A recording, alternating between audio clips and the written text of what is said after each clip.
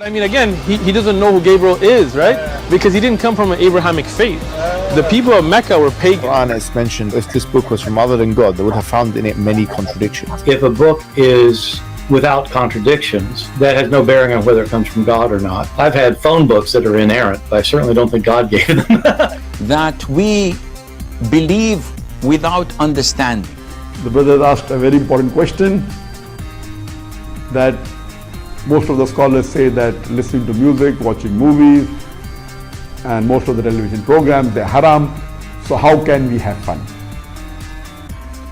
Let me tell you, brother, at the outset, that having fun is permitted in Islam as long as the fun is halal fun.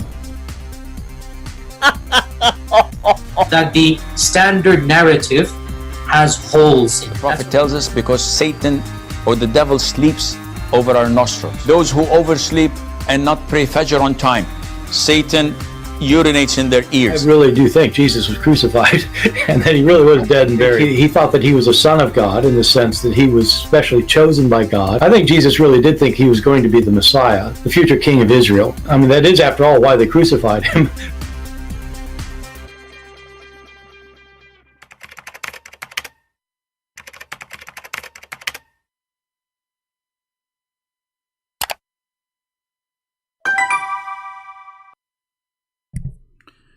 Hello everyone, and peace of Christ to all of you. Please invite your friends.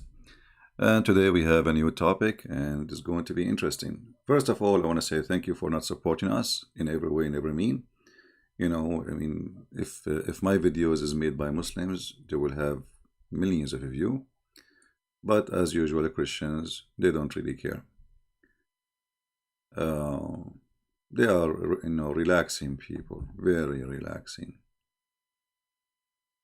Today our topic is, what is the strongest proof that the Quran is from God? Sorry, my voice is not good. What is the strongest proof Muslims have? This is the question the Muslims, they post in the internet, and they have many articles about it and videos. Each one of them is good enough to make any fool believe in Islam. But again, those things work with the fools. But as you know, today we are in the earth which is full of fools. You know, if I say maybe 80% of the population of this earth is a bunch of fools, I'm not exaggerating. You know, we are in a time where nobody want to really study, nobody want to search. Everybody is politically correct. Everybody is fake. Nobody even dare to say things he believe in. You know, they just say what the community like to say. You know, you have to say what they like you to say. You can't even speak your mind about a virus or a disease, or you don't dare, because they will mute you, they will silence you. You can't say in what you believe. You can't say your own opinion. You have to say their opinion. And it's like a cattle. Human today, they are like cattle, a bunch of goats. But for sure, not everybody is the same. There is always brave people they are willing to say the truth. And that's what we do here. My Skype is open, and I have an open challenge for every Muhammadan in this earth to show me one proof, or any proof, that the Quran is from God. You see, I believe that the Quran is from Allah. There's no question about that. I mean, Allah has many names. Muhammad, Satan, devil, I saw a video made by Muhammadan, and actually the title is the strongest, proof that the Quran is from Allah.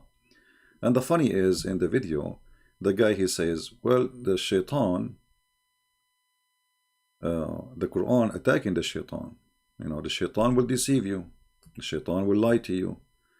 The shaitan will, like as an example here, chapter 4, verse 119.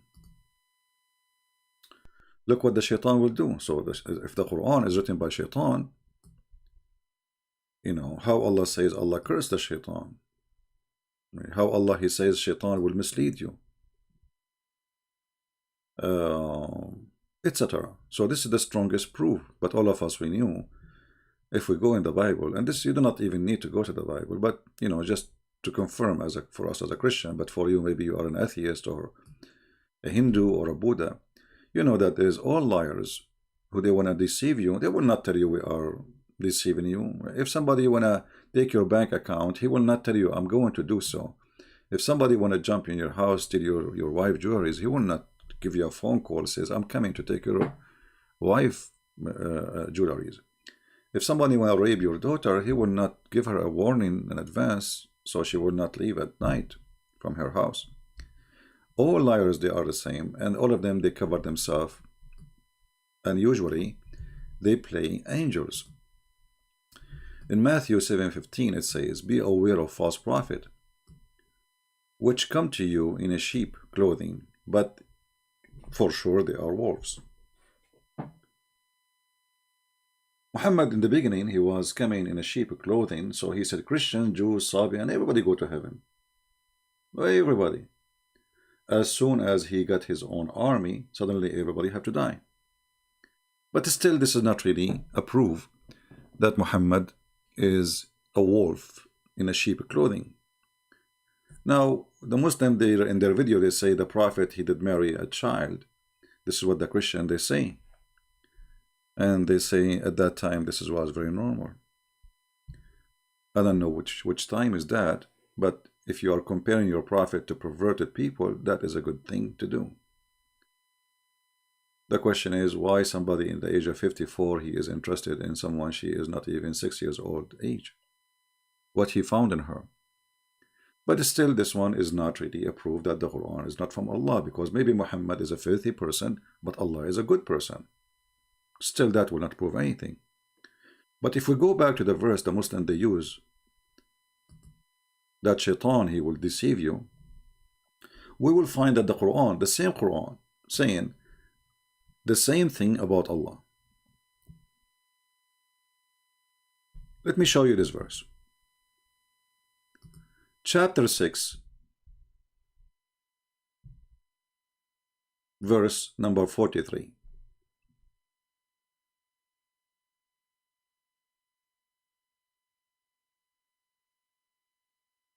The shaitan, he made fair seeming to them that which they used to do. If we change the translation here, the word fair seeming is really weird. I mean, let us use different donkey. Yesterday we have a new Quran, it's called the clear Quran, which is more stupid than the one is not clear. And after we read the clear Quran, we find that the Quran, the guy who, AJ, yesterday, he called us 2 days ago, he asked me to read the clear Quran, if you remember. And then in the clear Quran, he agreed that the Quran have contradictions. Correct? Yeah. It's recorded, it's in the previous video. But anyway, who watch? Nobody watch. When here it says, same, it look like those people, they are copying from each other. And Satan made their sinful acts seem alluring to them. Okay. So what the verse saying? That shaitan, he make their sin sound nice. So shaitan will make you believe that sin is nice. Okay, it has opened the Quran. Actually, you know what? I'm going to copy the same word. Look at this, just to show you. I will copy it. We will open the Quran, and I will search here in front of you, and then we will find. It's taking a while to come. Okay. Verse number 643, it says that shaitan, he decorated for them their sin to make it look nice. Chapter 16, verse number 63, saying the same, that shaitan decorate for you things to make you, believe in it. Okay.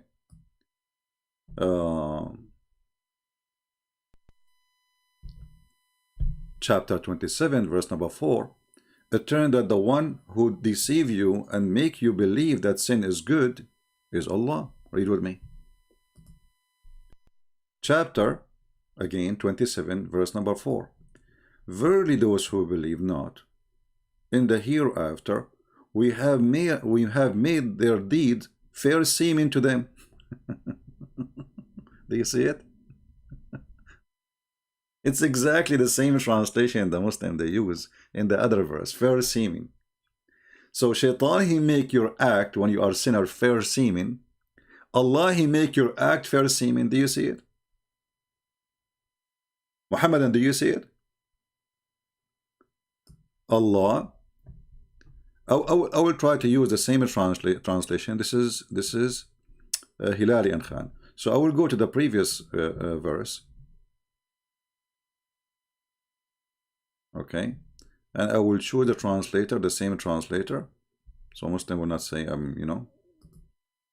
Okay, here we go. This is a chapter 6, verse number 43. Let us take a screenshot. And let us make a mark first before we take a screenshot.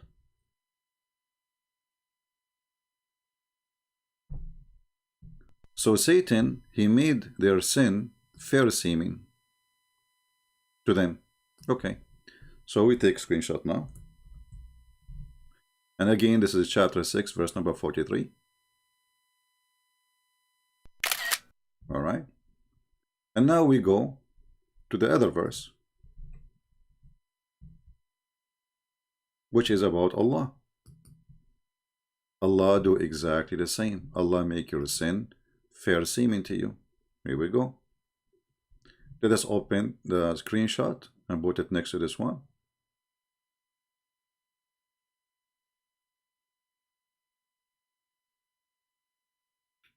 And you will see in a second that Allah and Shaitan, they are the same. There's no different. Here we go. Both, they will make sin fair seeming to you. Any Muslim have an objection? Any Muslim want to say I'm lying? Any Muslim will say it's not true? Let us move it, make the window bigger.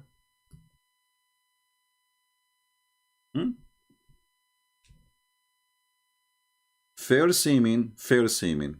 Both, they make your sin for you fair seeming.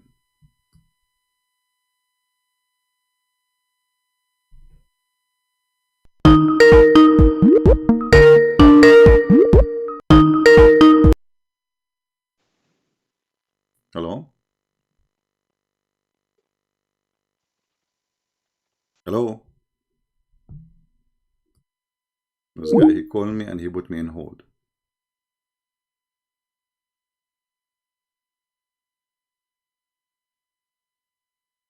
Actually, take a hike. Do we have any Muslim? Do you see how easy to prove that the shaitan is the same as Allah? Both of them, they make your bad deeds. The bad deeds here is your sin fair seeming to you. And the verse, the verse in chapter 27, verse 4, it's even more evil. It says Allah will make you blind. So Allah will make you believe that your evil is a fair seeming. Shaitan will make you believe that your evil is a fair seeming.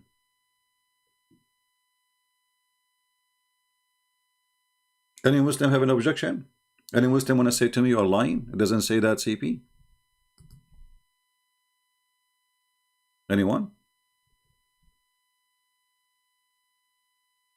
Do we have any Muhammadan? How this can be a book of God? Shaitan and Allah, they are totally in agreement in making your sin fair seeming.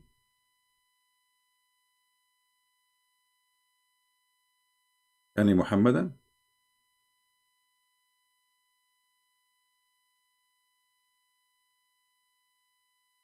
Any Muhammadan? How come both of them, they are in total agreement in the target, which is us doing bad things and committing sin?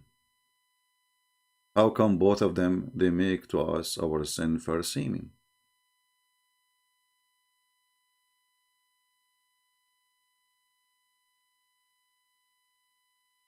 Anyone? Yeah, and this is the funny thing about Muslims. They go and make video and say it doesn't say that CP. You can open the interpretation. I mean, the verse is so clear. You see, the stupid thing about this book, the Muslim, they can't understand the book of Allah. And then you ask yourself, if this book is written by God, how come he cannot make it clear? You know, it is possible that a book written by a human, it might be not clear because the writer is a human. He is limited in the way he can explain. Then the Muslim, they say to us, oh, you cannot understand the Quran by yourself. You have to read the interpretation. Then we go and read the interpretation. And then when we read it, they say to us, oh, this interpretation is made by a human. So they could not understand the stupidity of their stupid God. And then they ask you to read the stupid scholar. And the second we start reading the scholar, they say the scholar is a human. We don't accept what the scholar is saying. We go only by the Quran because they don't like what he said. Deception is a way of life in this cult. Like yes, 2 days ago when we have this guy AJ, first we showed him the verse here in the Quran. He said, no, I want it from the clear Quran. We show it from the clear Quran. Now he says, doesn't make sense. That translation doesn't make sense. What's my business? Sneaky little popcorn guy jumping. You know, when you make popcorn, you know, like they start jumping. This is what he was doing. He touched the pot and he jumped and he touched and he jumped and he's trying to escape. And then at the end he agreed that the Quran is a book of contradiction. And then he went, as they told me in the chat, they told me he went to to this Dawah channel, the ones who say that the word soul mean the male member. So from now on, I'm going to call the Dawah channel the penis channel. They are the only one in the world who believe that the word soul mean the male member. Their prophet says it's the backbone. The Quran translation is saying the backbone. But in the Dawah channel, brother, the word soul mean penis. May Allah penis you.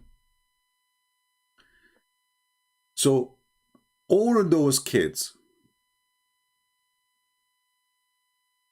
they cannot refute a very simple thing. I mean, how come Allah and Shaitan, they have the same target? Both of them, they make our sin fair seeming to us.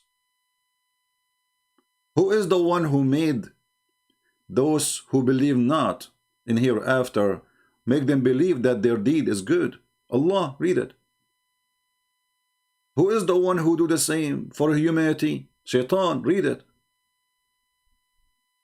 This is something written in the same book, not in different book. This is not like one verse written by Christian Prince, the other verse written by Muhammad. Those both are supposedly coming from one idiot. His name is Muhammad, which is not his real name, as we know.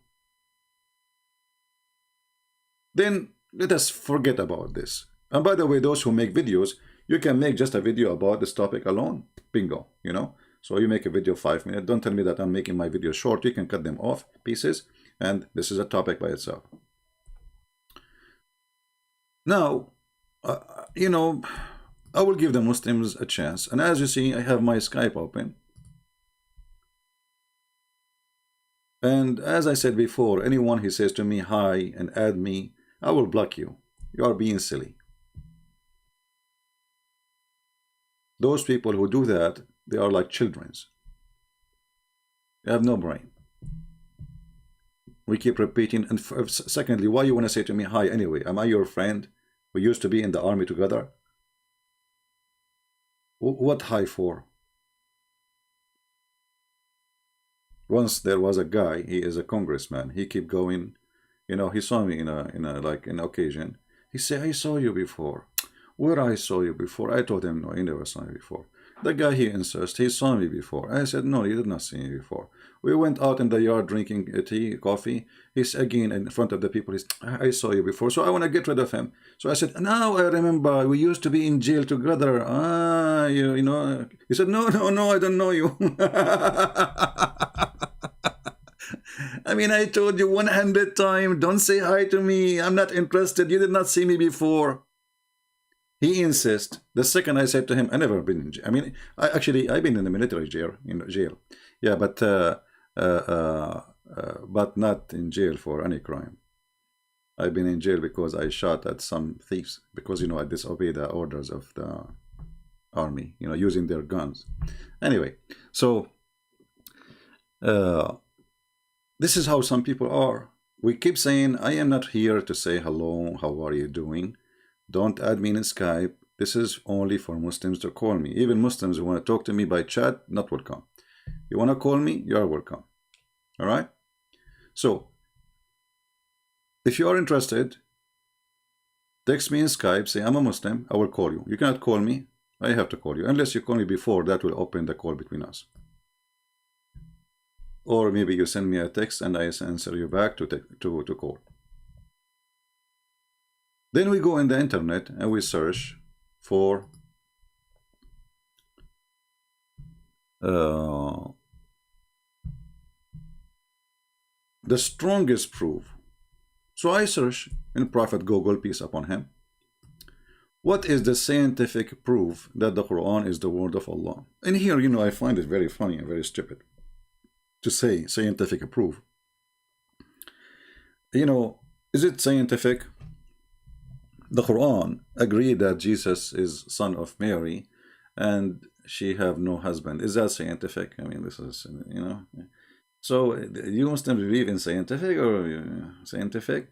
So, but because this religion is a hypocrite religion and they are bankrupt, they are desperate, and this is why I put the picture of that guy Harun Yahya. He is the one behind scientific and science in the Quran. You know, this perverted man who have just belly dancers around him. He used to have a program and he received millions of dollars donations from Muhammadan around the world. He is the first one who came with scientific, you know, scientific proof. So, what is scientific proof of the Quran? Is the word of Allah. Sa'id Yazidi said, there is several, okay, reasons that the Holy Quran is the word of God. Okay, let us see. Let me say two of them. Thank you. Just two. He will not like, just two. Miraculous aspect of the Quran showing that this book received from God. To explain more, I should say, Muslims believe that the Quran is a timelines miracle. Various features or futures, such as the terms of its words, in terms of content, and in terms of bringer. I don't know what does that mean. Anyone understand? Let's go. Also, we can count the scientific miracle as one of them. For an example, paying attention to the first verse, chapter 75, make us realize that the fingertips were mentioned 14 centuries ago. What?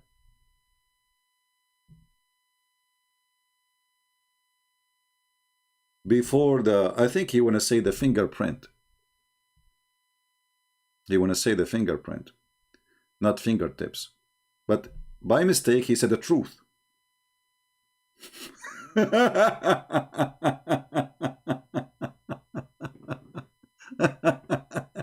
He wanted to say fingerprint, because if we go now, we search fingerprint in the Quran, we will find it says that the verse says that Allah, he predicted the fingerprint, and he speak about fingerprint. But by mistake, he said the truth. It says fingertips. So what fingertips had to do with the fingerprint? And not only that, actually, the fingertips here, it doesn't even, not even close to the word in the Quran. It says that Allah will put the bones together. Not even, there is no skin. If we go to the verse, we will see. Okay.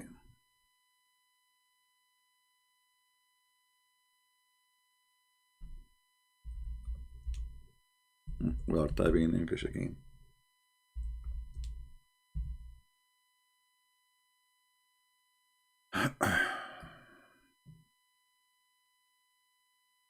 Fingertips, huh? Yeah. Fingertips. And fingerprint.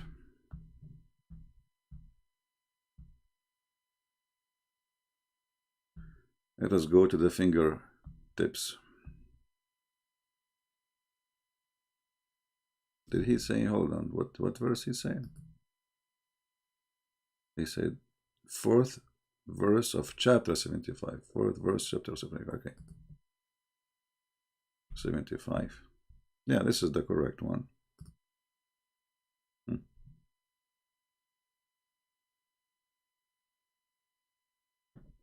Where is the fingerprint here? Anyone can tell me? Who can show me the fingerprint here? Allah is saying are we going to assemble the bones? Read it.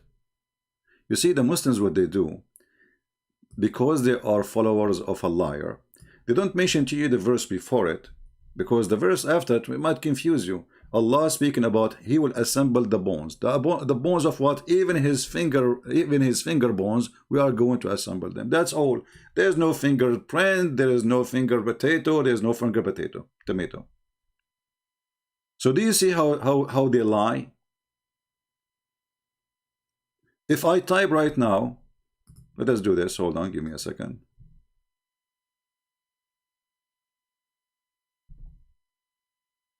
Quran fingerprint.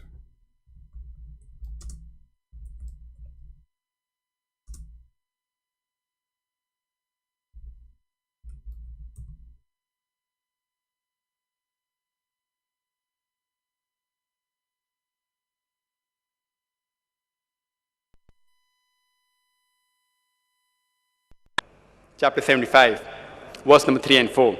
The unbelievers ask that how will Allah subhanahu wa ta'ala be able to reassemble our bones?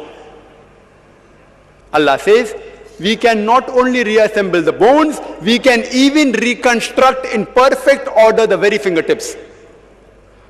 When the unbelievers say, after we are buried, after our bones have got disintegrated, how will Allah subhanahu wa ta'ala on the day of judgment reassemble our bones? So Allah says, He will not only be able to reassemble the bones, He can even reconstruct your very fingertip in perfect order.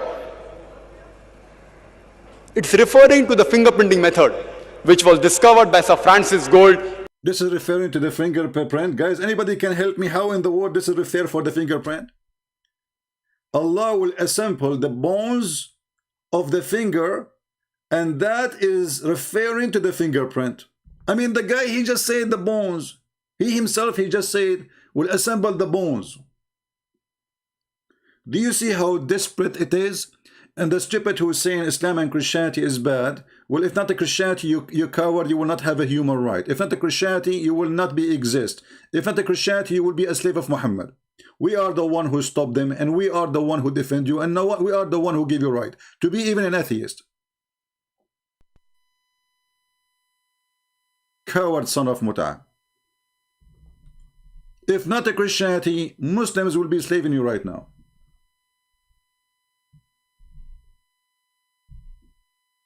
This is the truth. And this is why atheists and Muslims are in bed together. Because both they hate the truth. Who is the one who banned my videos on YouTube? YouTube. Who owns YouTube? We know. Who is the one who blocked my page in Facebook? Facebook. Who owns Facebook? We know. Who is the one who stopped my tweet in Twitter? Twitter. Who owns Twitter? We know. But they will never stop a Muslim. You worship one Satan.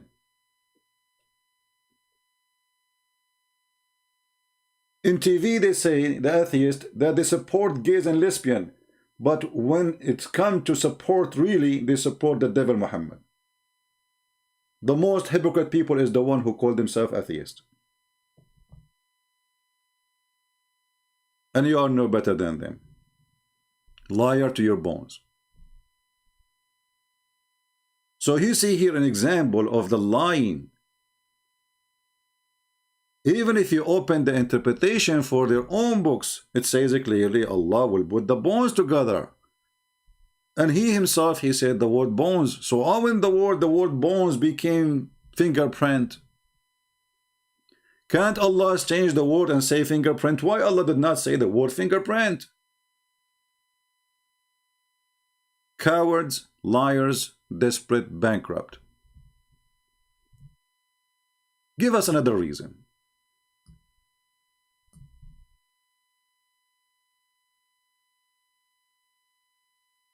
Actually, if you want me to open the interpretation, by the way, I can open it for you. That's very easy. We can do it. Just to show you, this is not our statement. Because maybe it means what he's saying. Maybe. Let us see. Maybe. You know.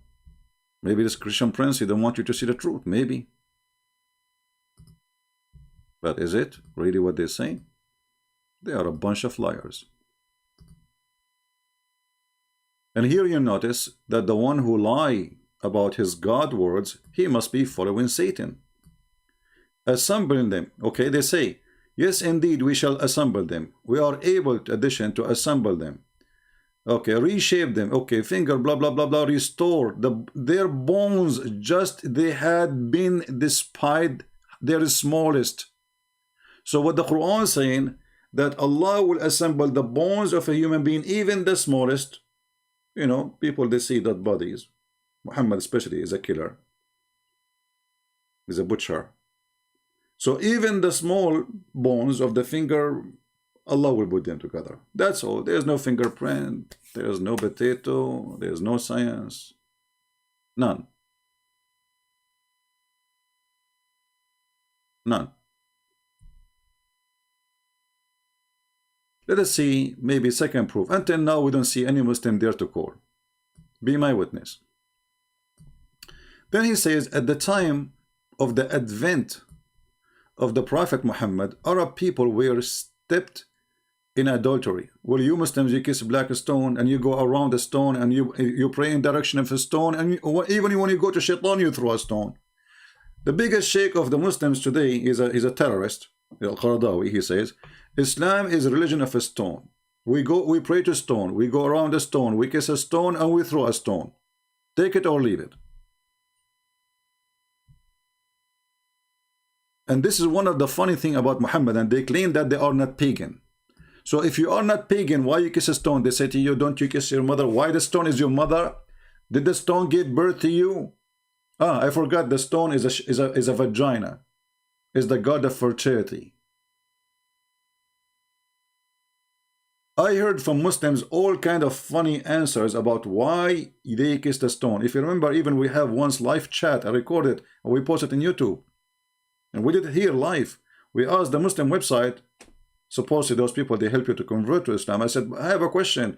Why you Muslim kiss the black stone? He says, because it's holy. I said, why it's holy? They said, because the Prophet kissed it. I said, why the Prophet kissed it? They said, because it's holy. They don't know even why they are kissing it. So why the stone is holy? Because the Prophet kissed it. And why the Prophet kissed it? Because it's holy. So which one comes first? The chicken or the egg? They cannot explain to you the stupidity of this cult who claim to be monotheist. But in fact, it is the biggest pagan cult ever. They worship a guy, his name is Muhammad. They just burn a guy just supposedly for insulting a man, his name is Muhammad. In the Middle East, you can go and say the F word to Allah. Nobody go after you. But you cannot say the F word to Muhammad. They say F Allah. We see a guy angry in the street saying F Allah. I shit on Allah. I do to Allah. Nobody get upset. But the second you say Muhammad, you are dead. For they worship, they are pagan. They worship a man. His name is Muhammad. Okay, then he said, so the Arab, they are adulterer, ignorance, and moral. They have a problem in moral. The Muhammad, he fixed the moral. Muhammad, the Arab, they used to do adoption. Muhammad, he fixed that. Why? Just because he want to have sex with the wife of his own son by adoption. The Arab, they used to have adoption. His wife, Khadija, she noticed that her husband cannot do any good in the bed. So they decide to have a boy because they cannot have sons. The woman, she married 3 husbands before Muhammad. All of them, they are good in bed except Muhammad. So they decide to have a new, adoption because they give up. And remember, Muhammad at that time is still young, right? It's not really big. It's not old. So he adopted because he's merciful? Obviously not. So he adopted the son, and then he married the son, supposedly his son. He married him to a woman. She is very pretty and very beautiful. And she is very white. Take note. They worship white women. If you see the videos of Ali Dawah and Mimi Hijab and etc., they are speaking about the white wife of what his name? Samir Abdullah, the ex-Muslim. The white wife. They are obsessed. Very filthy. So they try to make you believe that Muhammad is against the revenge code. Muhammad is against the revenge code? Are you sure? Let us go to the Quran, potato.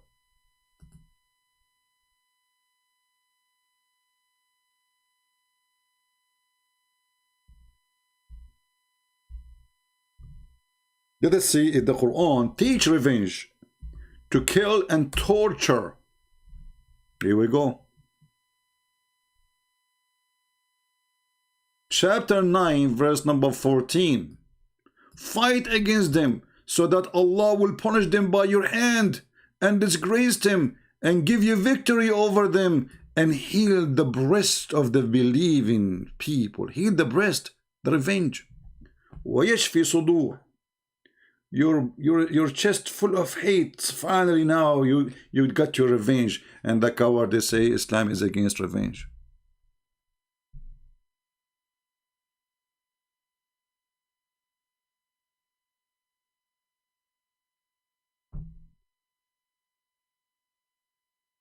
Do you see how they lie? Why did Muhammad forgive the Jews, or he killed them all? Did Muhammad I mean, this guy, the Muslim, they will say to you, do you know that Muhammad, he forgave his people when he went to Quraysh? Those his cousins. Those his people. What he did to the people of Yathrib. The stupid Jews at that time, they took Muhammad in their town because they thought he is just against Christianity, as usual. They hate Jesus, those rabbis. So they said, okay, well, Muhammad is just trying to start a new cult, maybe Christian cult. But as usual, Muhammad, he go in your house, then he kick you from your house, and then he kill you, and he take your wife. And this is exactly what he did to them. So those filthy rabbi, they welcome Muhammad to their town, hoping that he is going to be the one who will destroy Christianity. But they never thought that he was going to switch upside down on them. This is why you see Muhammad was so hypocrite to the Jews. He was trying to do his best to make them happy. And why not? He learned a lot from the Jews. Before he moved to Yathrib, he knew nothing about Judaism and Christianity. This is why if you go in the Hadith, you will see that the first time Muhammad, he ever have a fasting practice, he took it from the Jews. When he came to Ashura, he came to the city of Yathrib. This is what they do. They take a city and then they change the name. So when he came to Yathrib, Muhammad, he found the Jews fasting. So he said to them, what is that? Why you are fasting? They said this is the day where Moses, he crossed the sea from the Pharaoh. Let us see.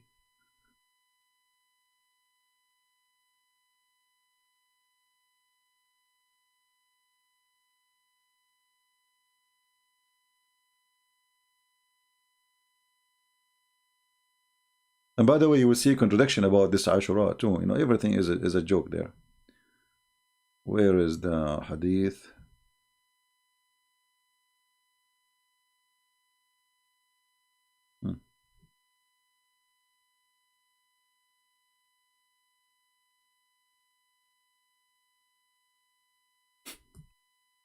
Read with me, Allah. Even Muhammad, he changed the date of the fasting just because he want to look different. He said when the God messenger fasted on the day of Ashura and command that it should be observed as a fast, he was told it was the day held to an honor by the Jews and Christians. He said, okay, next year we will change it. We will not do the 10th, we will do the 9th. Do you see it? But let us show you the story about Moses.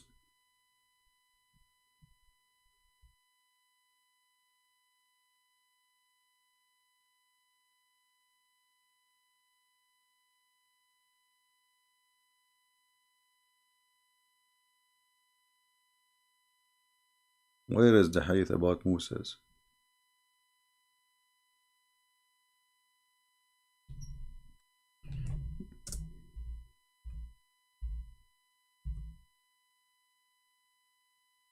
Here we go. Read carefully, and this is al-Bukhari. When the Prophet he come to the Medina, which is Yathrib, this is a fake name, he found the Jews who? The Jews who? The Jews fasting on the day of Ashura, i.e. the 10th of Muharram.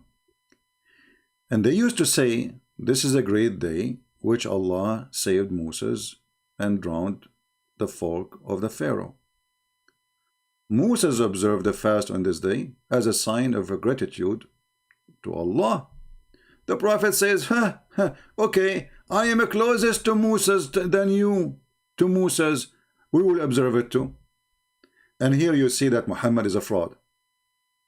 Because isn't it the Jews are liars according to Islam? How he took the date from the Jews. Where is Allah? Why Allah? Did Allah told him to fast this day? Muhammad, he received the observation of fasting from who? From a rabbi? From a Jew walking by? So he saw the Jews fasting, he ordered them to fast. And not only that, Muhammad, he added more information. He says, the one who fasts this day, Allah will erase his sin a year before. But he just learned about it from the Jews.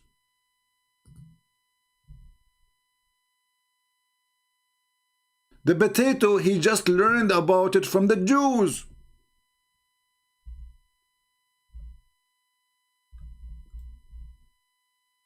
At that time, Muhammad is just looking to establish a religion.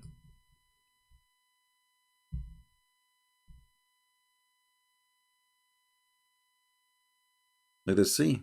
Here we go. Read with me carefully, Allah. The Messenger of Allah said, was asked about observing a Som, the fast of the 10th day of Muharram, which means Ashura.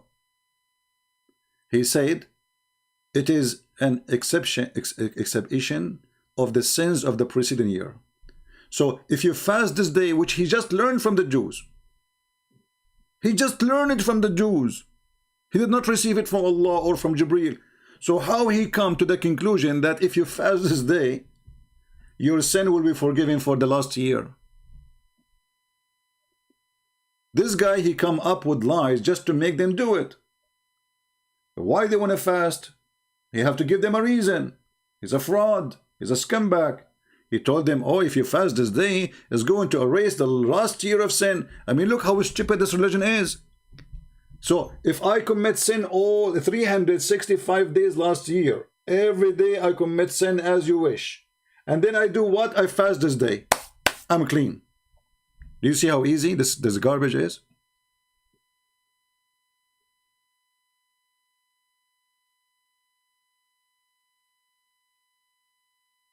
Do you see how easy it is? This is religion. He just learned from the Jews that they are fasting in this day. Suddenly, right away, this day became the day which is going to erase your sin. Even the Jews did not say that to him.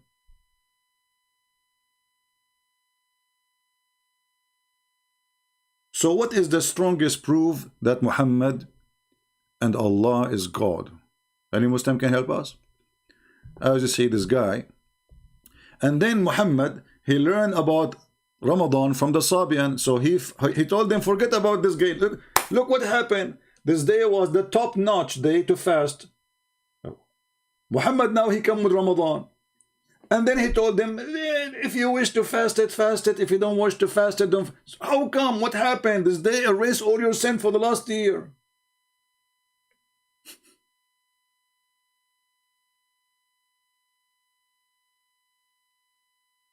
Any Muhammadan?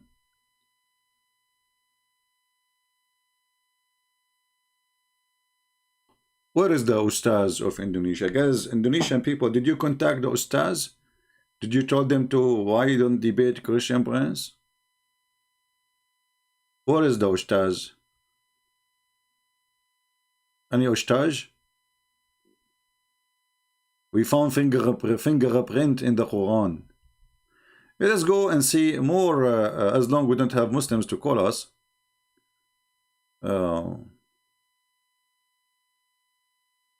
Okay, so the fingerprint, it turned to be a false thing. What else?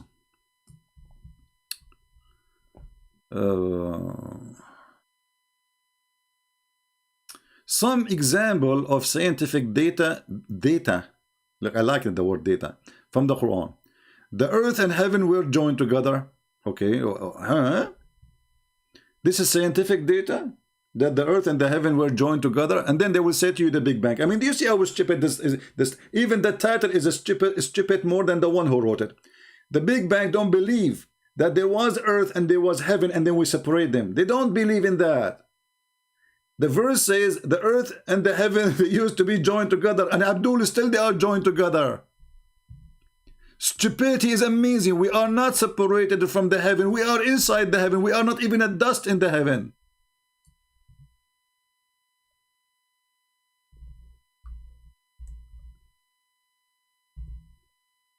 Stupidity is amazing.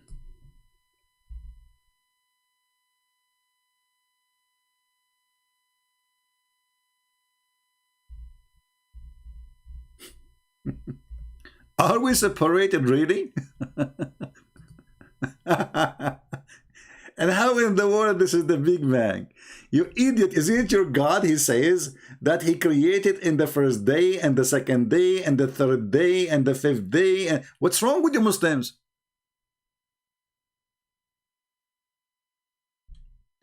Anyone have a comment? Either you have a comment to be positive or give me a break and take a hike. Aren't you tired from this stupid book? Don't make a comment. I read the comment. You are wasting my vision for a silly comment. I'm tired of you, not from the stupid book.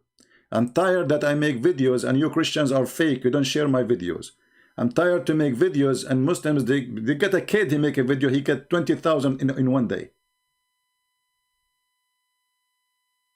I'm getting tired of fake people who claim that they are supporting me.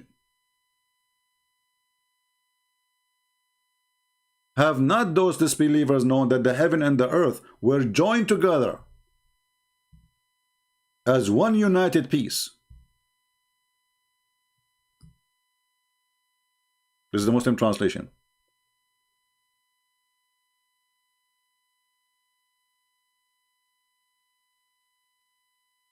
But the translation is not really even accurate. It says kanata ritqan. Ritqan is stitches. They were stitched together, you know, stitch. And you don't make a stitches between two things are one. Stitches, you know.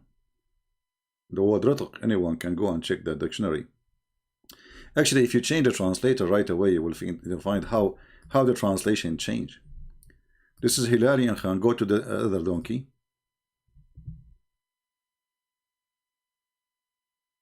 Do not the unbelievers see that the heaven and the earth were joined together as one unit creation before we cleft them asunder? And look here what it says.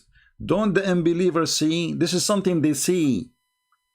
This is not unseen. This is not surprise. This is not we wait. He's talking to people at that time. Don't they see? So the stupid Muhammad, he claimed that the earth and the heaven, they are separated. Why? Because we live in earth and heaven is up. So we are separated, but we are not. We are inside the space, little tiny piece of dust.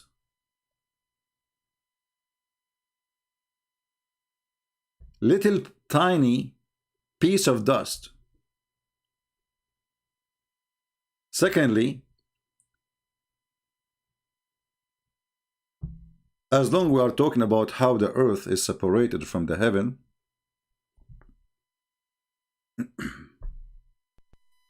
and they used to be together, and this is the Big Bang. If you go back here, you will see here they say it is the Big Bang.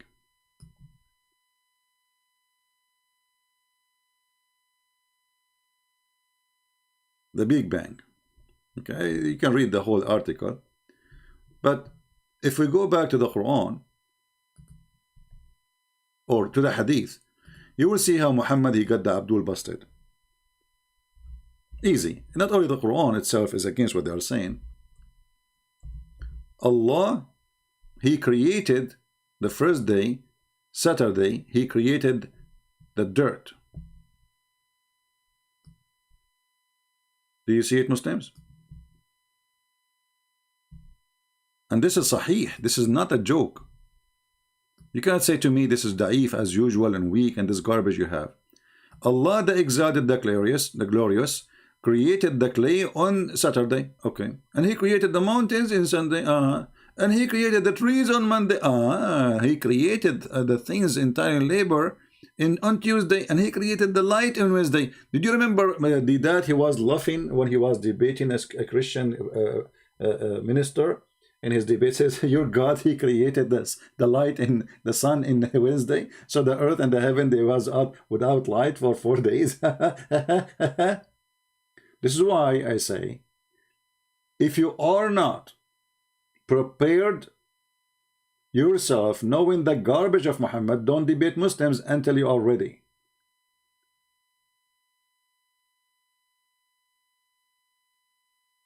Those people, they are going to do mockery. They don't debate. This is why none of those who debate Muslims until now, they understand them. When David Wood, he went to debate Mimi Hijab, he thought he was going to debate. It turned to be a mockery.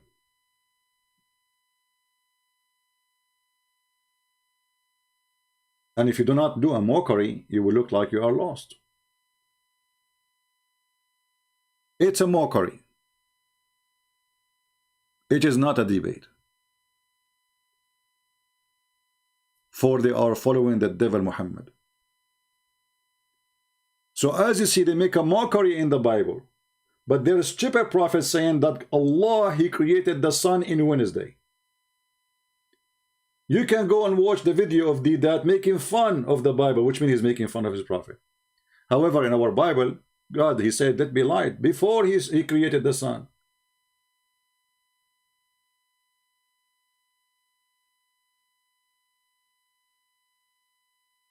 Let be light, and light was. So we have light. Creating the sun is one of many lights. Who said that the sun is the only light? But for us as a human in this earth, this is the major light we receive. But we receive billions of lights every second. Every single star in the space send light to us.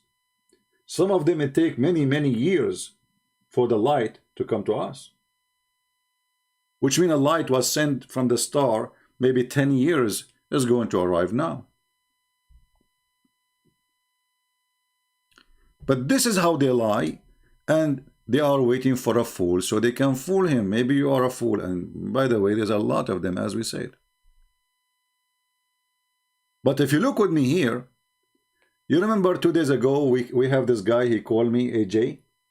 And then we ask him, okay, chapter 2 in the Quran, it says Allah, he created everything first in earth. And then he went to heaven, right? He agreed. You remember? It's there, you can go watch it and laugh. So where is the Big Bang?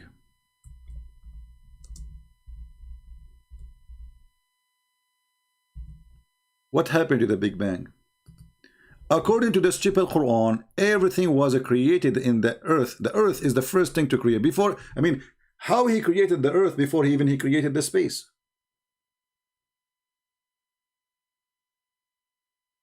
It is he who has created for you all things that on earth. And look at the first translation here. It says, moreover, he designed comprehended heaven. There is nowhere it says moreover. It says, and then. And you know, let us go to the clear Quran, which the guy he asked us to read yesterday. You remember the clear Quran? So this is the chapter 2, verse 29. We go to the clear Quran. I like this clear Quran. This is the clear Quran, brother.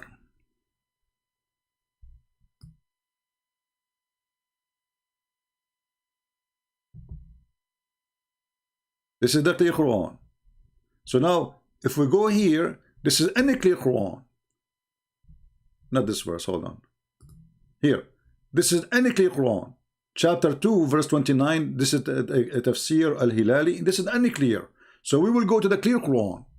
Because the guy yesterday, he insists he want the clear Quran.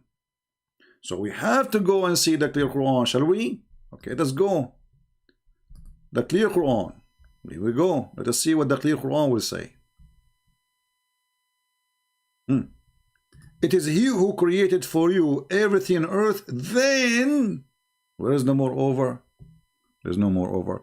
Then he turned to heaven and made them seven. So what Big Bang you Muslims are talking about? According to your Quran, chapter 4, we have chapter 79 and chapter 41. Each one give us different order. However, the Quran make it clear in one of the chapters that the last thing Allah created it was the stars. The stars, the lamps. Huh? This is chapter 41. In chapter 41 is the opposite from what we just saw. Which one is, do you reject the one who created the earth in 2 days? Okay. And he placed mountains, not stabilizers here. You see, it says stabilizer. I mean, the Muslim translation is the most weird ever. If you go here, chapter 41, let's see how what they say about the stabilizer. Stabilizer. Look here, it's mountains. There is stabilizer.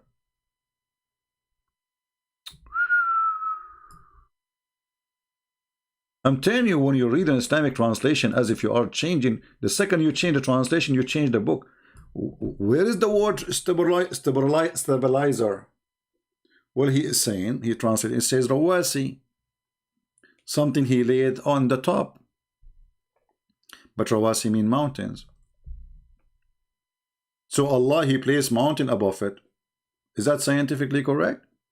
All of us, we knew that mountains is not created after the earth. Somebody put it in the top.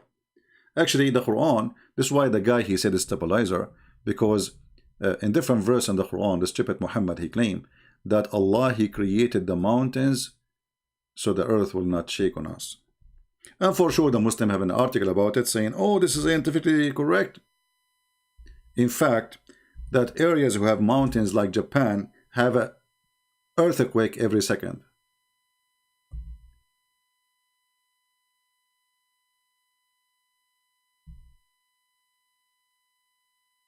And the mountains are exist coming from the ground, not from the top, because they have volcanoes. Like now we heard the news about a volcano in Indonesia. I hope people, they are doing okay in those villages, poor villages. We pray for them. Those mountains there, this volcano is not somebody place it in the top of your land. It is coming from the ground up. So the stupid Muhammad is a stupid Muhammad. You cannot make a donkey a horse.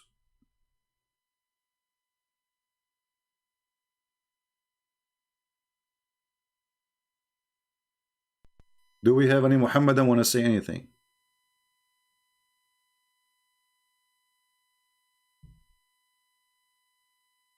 Mayday, Mayday. Do we have any Muhammadan? I will not ask you any question. You tell me what you want to say. I will talk to you about what you want to tell me regarding what is the strongest proof that the Quran is from God.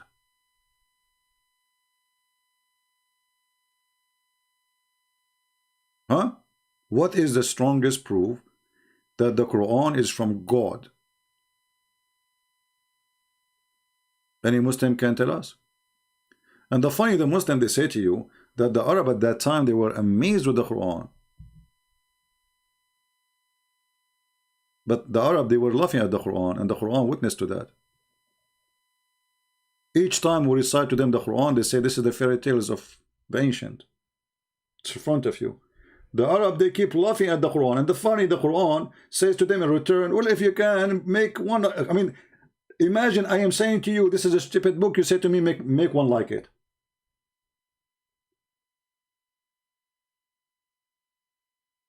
Is it true that Allah He sent down the Quran to the earth?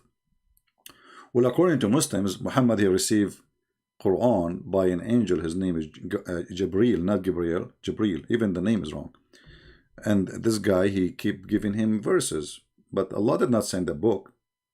However, if you go in the Quran, Muhammad, even he cannot, you see, this guy, he's just making things up. Allah, he keeps sending down. Okay, so Allah, he sent down to you what he sent to ones before you. What he sent? He sent a book. And actually here,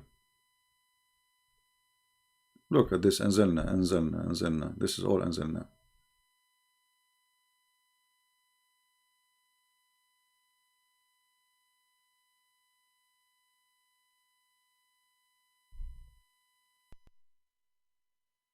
If you ask the Muslims, who is the one who made the Quran? They will say to you, no one. We say, is it Allah? They will say no. Then we say, if it is not Allah who made the Quran, and the Quran is not created, so where is the Quran coming from? They say from Allah. We just asked you, who is the one who made the Quran? You said not Allah. I mean, do you see the madness of this religion? If I go right now and search in Prophet Google, peace be upon him, is the Quran created? Let us do that.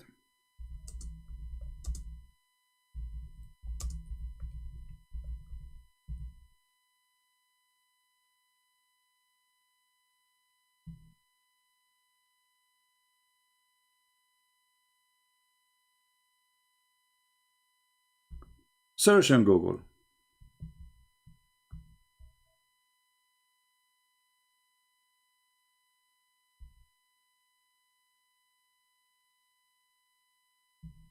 I want to find you a Muslim official Islamic website, so Muslim will not say, oh, this is a guy, he don't, you know.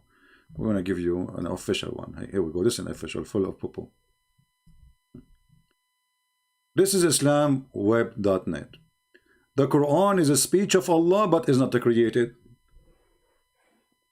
Solve this problem for me. Okay, so if Allah did not create the Quran, and Allah, the Quran is a speech of Allah, so where Allah he get the Quran from? So Allah, he is reading Quran, but he is not the one who made the Quran. So who is the author of the Quran then? The Muslim, they say to us, they keep saying to us, the author of the Quran is Allah. The second we say to them, who is the one who made the Quran? They say Quran is not made. Can you believe it? A person who commits religious innovation in our area raised the following doubt about regarding the issue of the creation of the Quran. It is known that the universe contains either a creator or a creation. So under what category should we classify the Quran? That's a good question. A Muslim using his brain. That's weird. Where are you coming from? A Muslim using his brain? That's wonderful. How I can answer him? Let us see the answer. All perfect is to Allah. Okay. The Lord of the world, I testify. I mean, you need to say all of this before you answer the guy. Hypocrites. The Quran is the speech of Allah. The Almighty is not the created. Like how? Now you solve the problem? The guy is asking you, saying, the whole world is either creator or creation. Creator or creation. So which category the Quran will go under? The answer is the Quran is a speech of Allah the Almighty, not the created. But this is not the question. If it's not a created, is it a creator?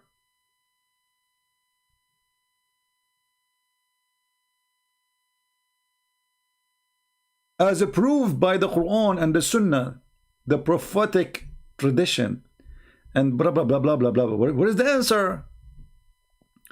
so it is since it is one of the attribute of Allah the Almighty, which are not created. How the Quran is one of the attribute of the Allah?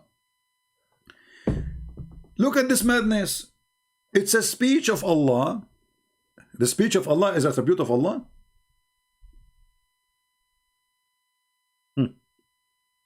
Is it created or not created?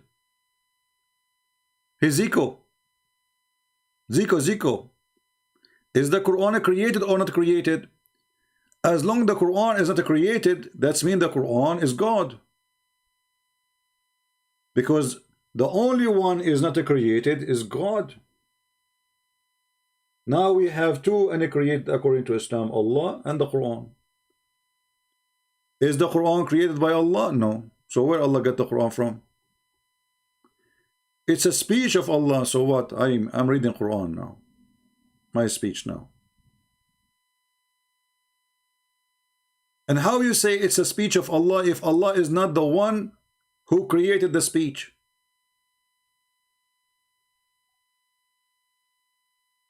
Are we following people? How you say it is the speech of Allah if Allah is not the one who created the speech? It's like Joe Biden when he read in the, like he says in the of quote. Why? Because they wrote it for him. Joe Biden is reading what he have a monitor in front of him. It says stop here, end of quote. Now you time to go. The journalists are waiting like what he's saying. Stop here, end of quote. Now you leave the room. That's Joe Biden. You Muslims, you have a God is a Joe Biden. If the Quran is a speech of Allah, but Allah is not the one who created the Quran, so how it is a speech of Allah if he is not the one who made the Quran? If he is not the one who made that speech, that means this is not his speech.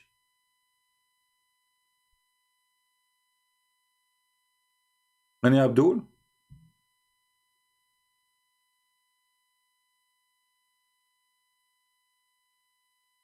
Anyone?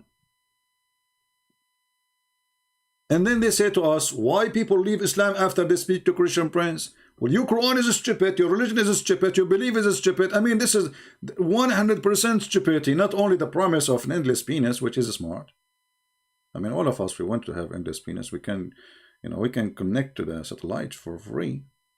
And that will make it faster to download a sperm. I mean, look at the genius prophet, endless penis. And a vagina fit for it. I mean, the guy, he is ready for everything. He thought about everything. Not only the penis is endless, the vagina fit for it. Does that mean the vagina is endless too? Explain that to me.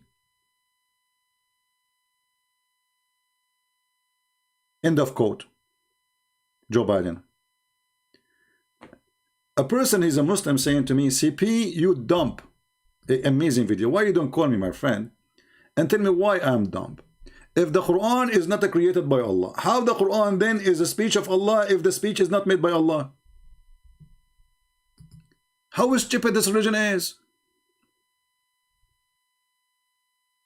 Who is the one who wrote the speech? If you say the one who made the speech is Allah, well, this is not what it says here. It says it's not created by Allah.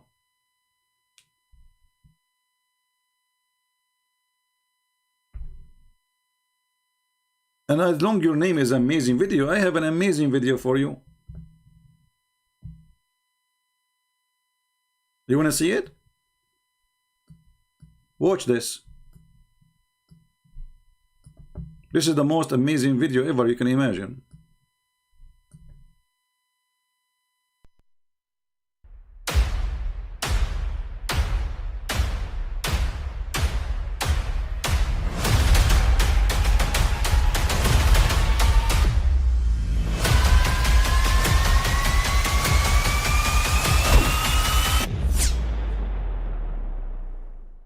But I mean, again, he doesn't know who Gabriel is, right? Because he didn't come from an Abrahamic faith. The people of Mecca were pagan. Quran is mentioned, if this book was from other than God, they would have found in it many contradictions. If a book is without contradictions, that has no bearing on whether it comes from God or not. I've had phone books that are inerrant, but I certainly don't think God gave them. That we believe without understanding. The brother asked a very important question that most of the scholars say that listening to music, watching movies, and most of the television programs, they're haram. So how can we have fun? Let me tell you, brother, at the outset that having fun is permitted in Islam as long as the fun is halal fun. That the standard narrative has holes in it. The Prophet tells us because Satan or the devil sleeps over our nostrils. Those who oversleep and not pray Fajr on time, Satan urinates in their ears. I really do think Jesus was crucified and that he really was dead and buried. He thought that he was a son of God in the sense that he was specially chosen by God. I think Jesus really did think he was going to be the Messiah, the future king of Israel. I mean, that is, after all, why they crucified him.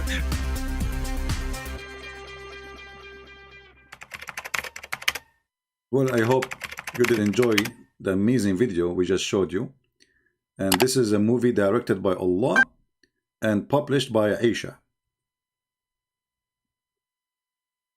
Now, who is a Muslim would like to call me and give me a proof, any proof you wish? After all the garbage we said, I think you have nothing to say, don't you? Then prove that Muhammad is a prophet of Allah. Number one proof, he did not know how to read, how to write. Like, what the heck? Have you ever heard of such a proof? Top 10 proofs that the prophet, but 10 proofs Muhammad was a prophet. Number one, he's an idiot. Number one proof, he is an idiot of the village who do not know how to read, how to write. Can you believe it? This is number one. Well, this is why the Quran is so stupid. This is why this book, once it says the lights created, the lamp created at the end, once it says the light created at the beginning. The sperm is coming from the backbone of the man and the ribs of the women. MashaAllah. MashaAllah, brother. MashaAllah. And by the way, even MashaAllah is a Jewish thing. Muhammad, he copied from the Jews, but the Jews don't believe in Allah. But he taught them you have to say God is winning. The Muslims, they keep saying to us, monotheism, monotheism, monotheism. And then we discovered that Muhammad never was a monotheist. It was a Jew who spanked Muhammad and showed him that you are a kafir. You want to be a believer? Do this.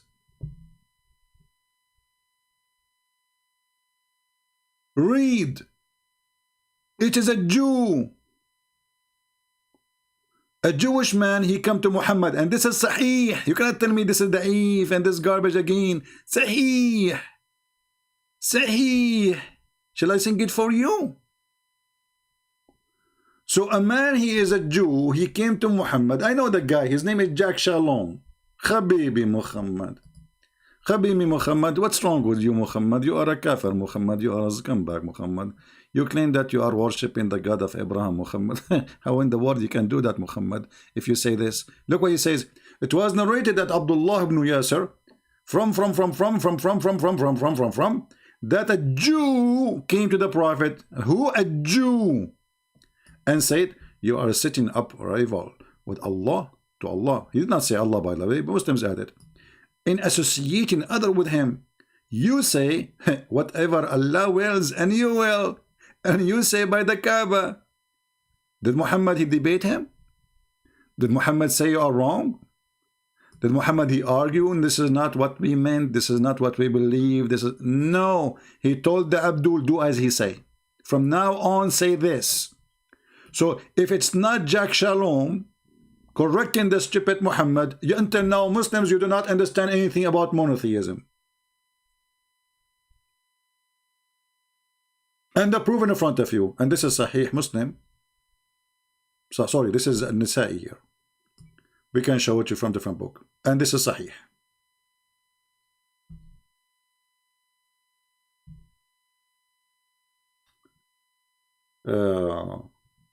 Let us see this guy.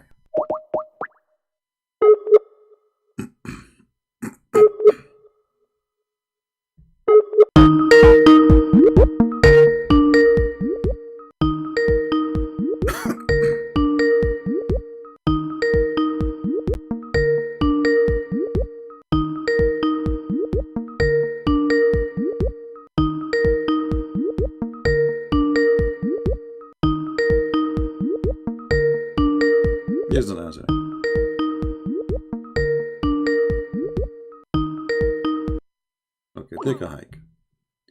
Do we have any Muslim?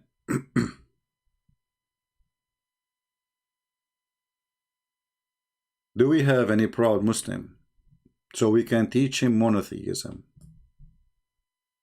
None of you Muslims are monotheists. Additional to that, by the way, this monotheism, who cares if you are monotheism person or not?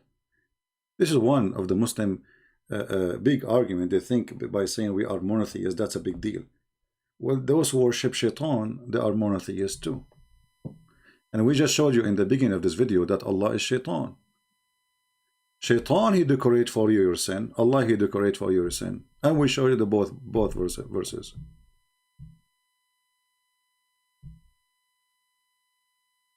Right?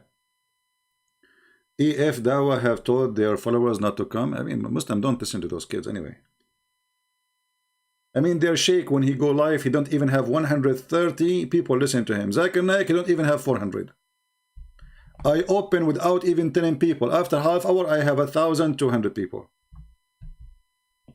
Who care for those people? Muslims are here and they are listening. But put yourself in their shoes. Who dare to call me? Because he knew how it's going to end. He knew that he cannot defend the stupidity of Muhammad. He knew that. As simple as that.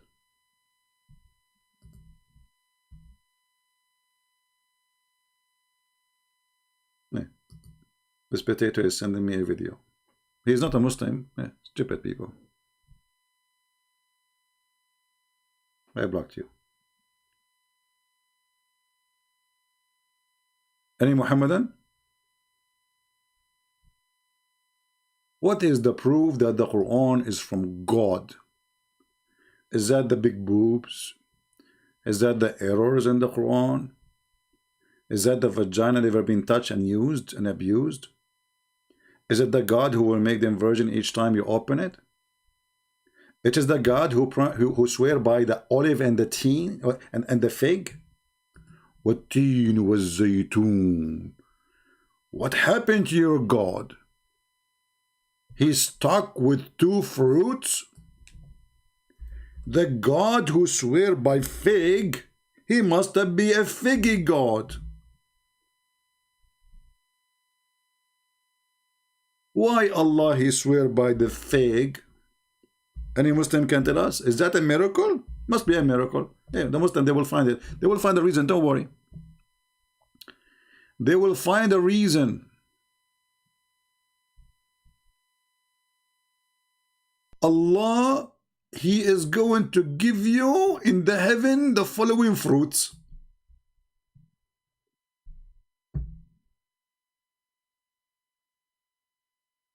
What we will get, brother.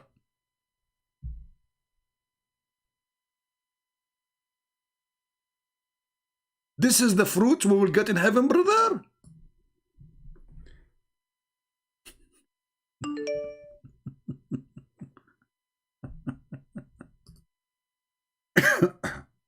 All right, maybe we have a Muslim. Let us see.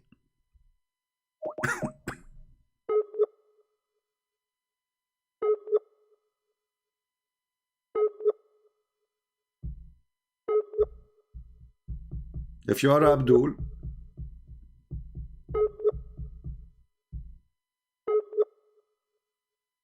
it's not working.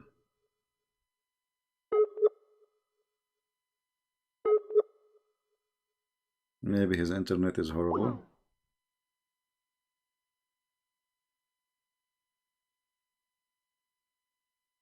I mean, this is even not a Muslim. What's wrong with people? I keep saying to them, can I see if you are online or on air? I mean, what kind of a question is that? He's not even a Muslim. Hey, blocked you. That's why I don't like Skype. You know, Skype is a stupid program. There's no control of it.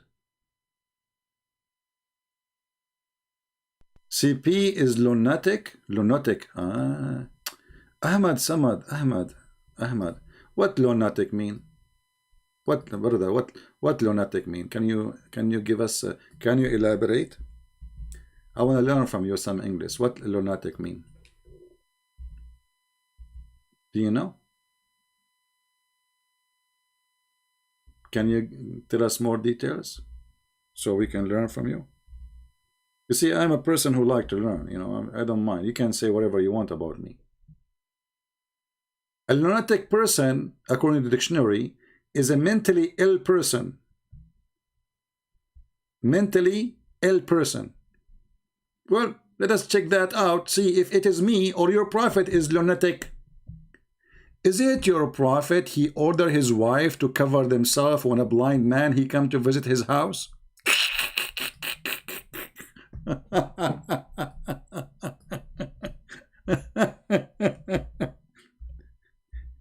Have you ever heard of a stupid thing like this before? The guy is blind. He cannot see them. They can see him.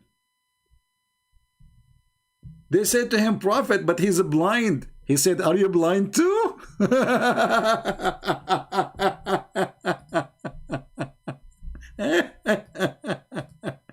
The genius prophet. The guy is blind. He's what? He is blind. Like what? He's blind. Who is the lunatic? Blind. And this is Sahih Hadith. The guy is blind. The blind man, Ibn Kulthum, he came to visit Prophet of Allah.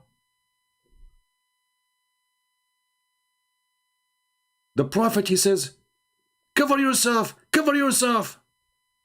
The wives, they said, but Prophet, he is blind. The Prophet, because he's an idiot of the village, he don't want to say he's wrong. He don't want to say, sorry, I forgot he's blonde. He don't want to apologize for being a donkey. He said, okay, are you blind too? Who is the lunatic? Do you Muslim women cover yourself in front of a blind man in the street? Do you Muslim women allow to see men with your eyes or not? Why? What is this about? This is the genius Muhammad. He don't want to admit that a woman, she is smart and he is an idiot. So he will now come with the excuse. Hey, are you blind too? Cover yourself, cover yourself. Your prophet, but he is dead. Okay, he is dead. Are you dead too? CP is a Christian? I don't know, Abdul Somad. You are a genius like your prophet. Actually, from your comment, I can tell that you are a, for sure, Muhammad follower. My name is a Christian Prince. I must be a Hindu. The guy now is not busy about his prophet ordering his wives to cover themselves in front of a blind. He is busy, he is thinking, is a Christian Prince atheist? I don't know. Hindu maybe, because he keep reading the chapter of the cow. Otherwise, why he's talking too much about the cow? Isn't it obvious? Just think about it. And I'm sure if we ask this guy, why your prophet he called his... is it your prophet who called it this way, or you Muslims choose a name? Why the Muslims choose a name for the biggest chapter in the Quran to be the cow chapter? Do you have an idea? By the way, this is a true story. Last time I went to have a debate with Zakir Naik, and Zakir Naik got me busted. He said, Christian Prince, do you remember, Christian Prince, when you said to the Hindus, when you were in India, you said to them that, do you know that the biggest chapter in the Quran is the cow chapter? Do you remember what happened? I said, yeah. He said, tell them what happened. There's 10,000 Hindus converted to Islam. Just because I said the biggest chapter in the Quran is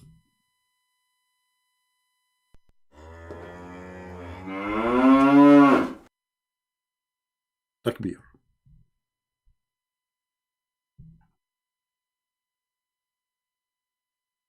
I never heard of a God. He raised people from death by beating them by beef. You see why Jesus did not use beef to resurrect people from death? And what make it more funny, Allah in the Quran, he says, this is how Allah resurrect people from death. How? By beating them by beef. If you don't believe me, the Quran is in front of us. Call me. I will not hit you by beef. Trust me. It's expensive. You know, it's not really cheap, especially with Joe Biden. You know the thing. Chapter 2, verse number 73, explain to you why the Quran, chapter of the cow called Al-Baqarah, which means the cow. Because Allah told Moses, you know, Moses, by the way, he liked beef. I heard that Moses, he don't like any like meat except beef. He's he was beefy guy, you know, like, you know, beef, you know, like you go to talk to Moses, you say, if you don't bring beef with you, I don't talk to you.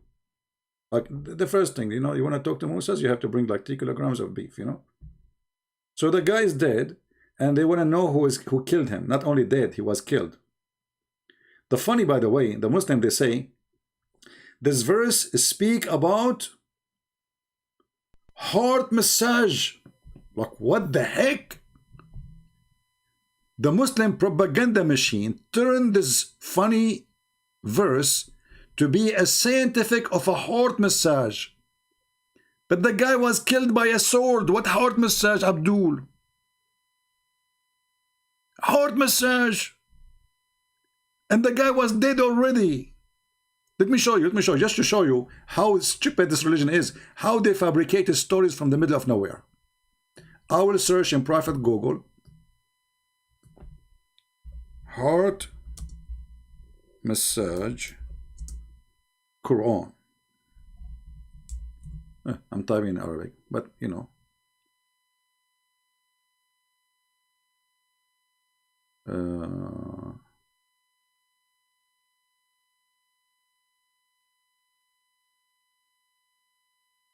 Let us type in English.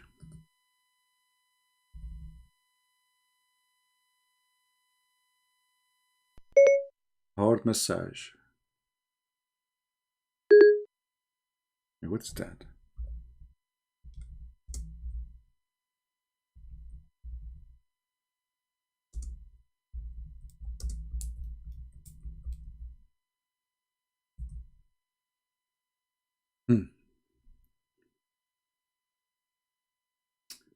This one, brother? Maybe this one.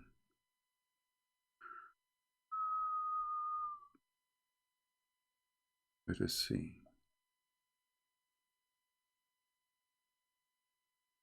Heart massage, heart massage, heart massage.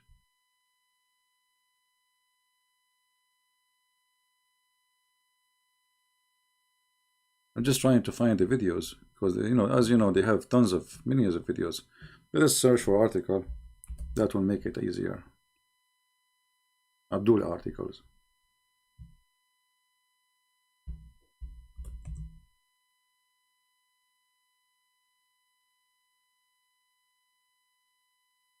Did they take it down? Because I made a video about it before. Let's see.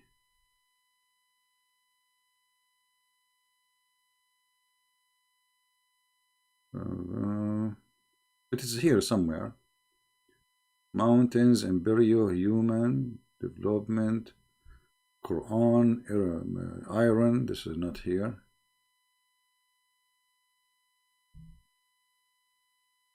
Anyway, you can find it yourself. You know, they have tons of articles about it. Heart massage, Quran, miracle. Maybe I should have changed the title. I don't know. But it's there. You can find it. Do we have any Muslim would like to call us? Until now, we have just a bunch of idiots who they aren't Muslims texting me. Idioto. Who we keep saying to them, don't text me if you aren't a Muslim, and they text me. Potatoes.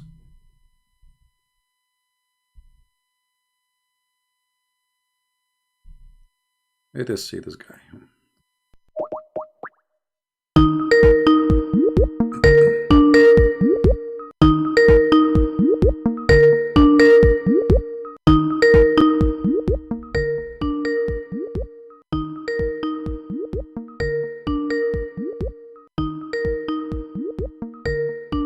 He's not answering. Hello? Hello. Yes, my friend, you are live on air. What do you like to say to us? Do you know what the topic is?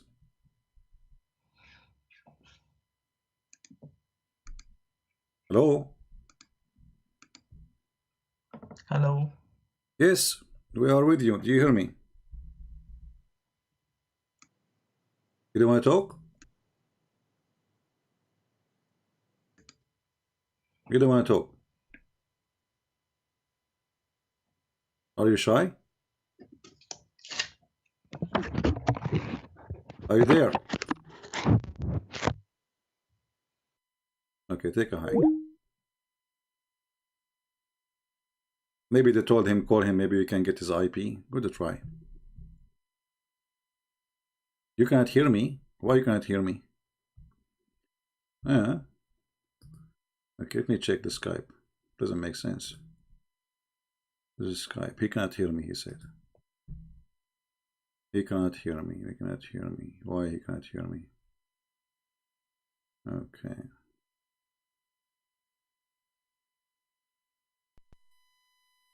He cannot hear me. Alright. Maybe now he will hear me. Let us see. Okay, let us give him a call.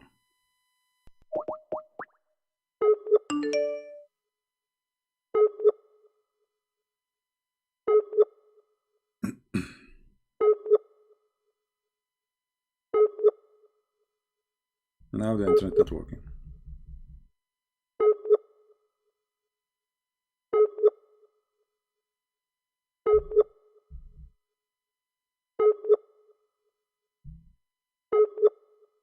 I'm calling you, Irfan. I'm calling you. But as you see, it says you are not online. It says you are offline. Did you log offline? Here we go.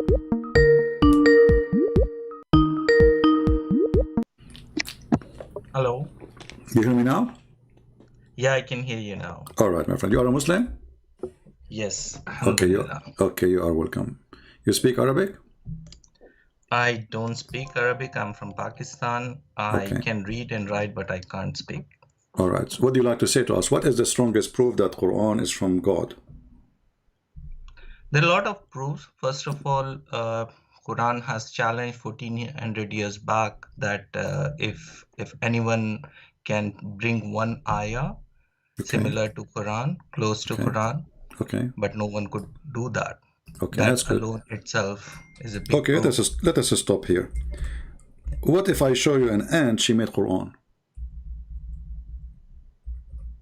Sorry? What if I show you that ants, they made Quran?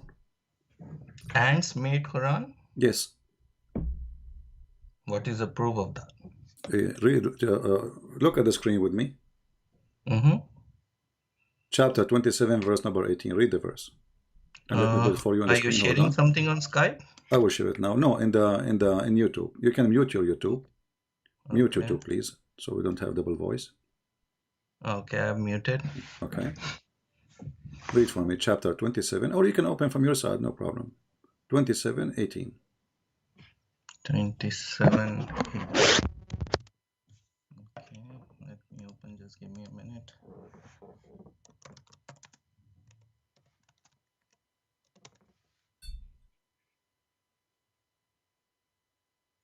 It's Surah Namal.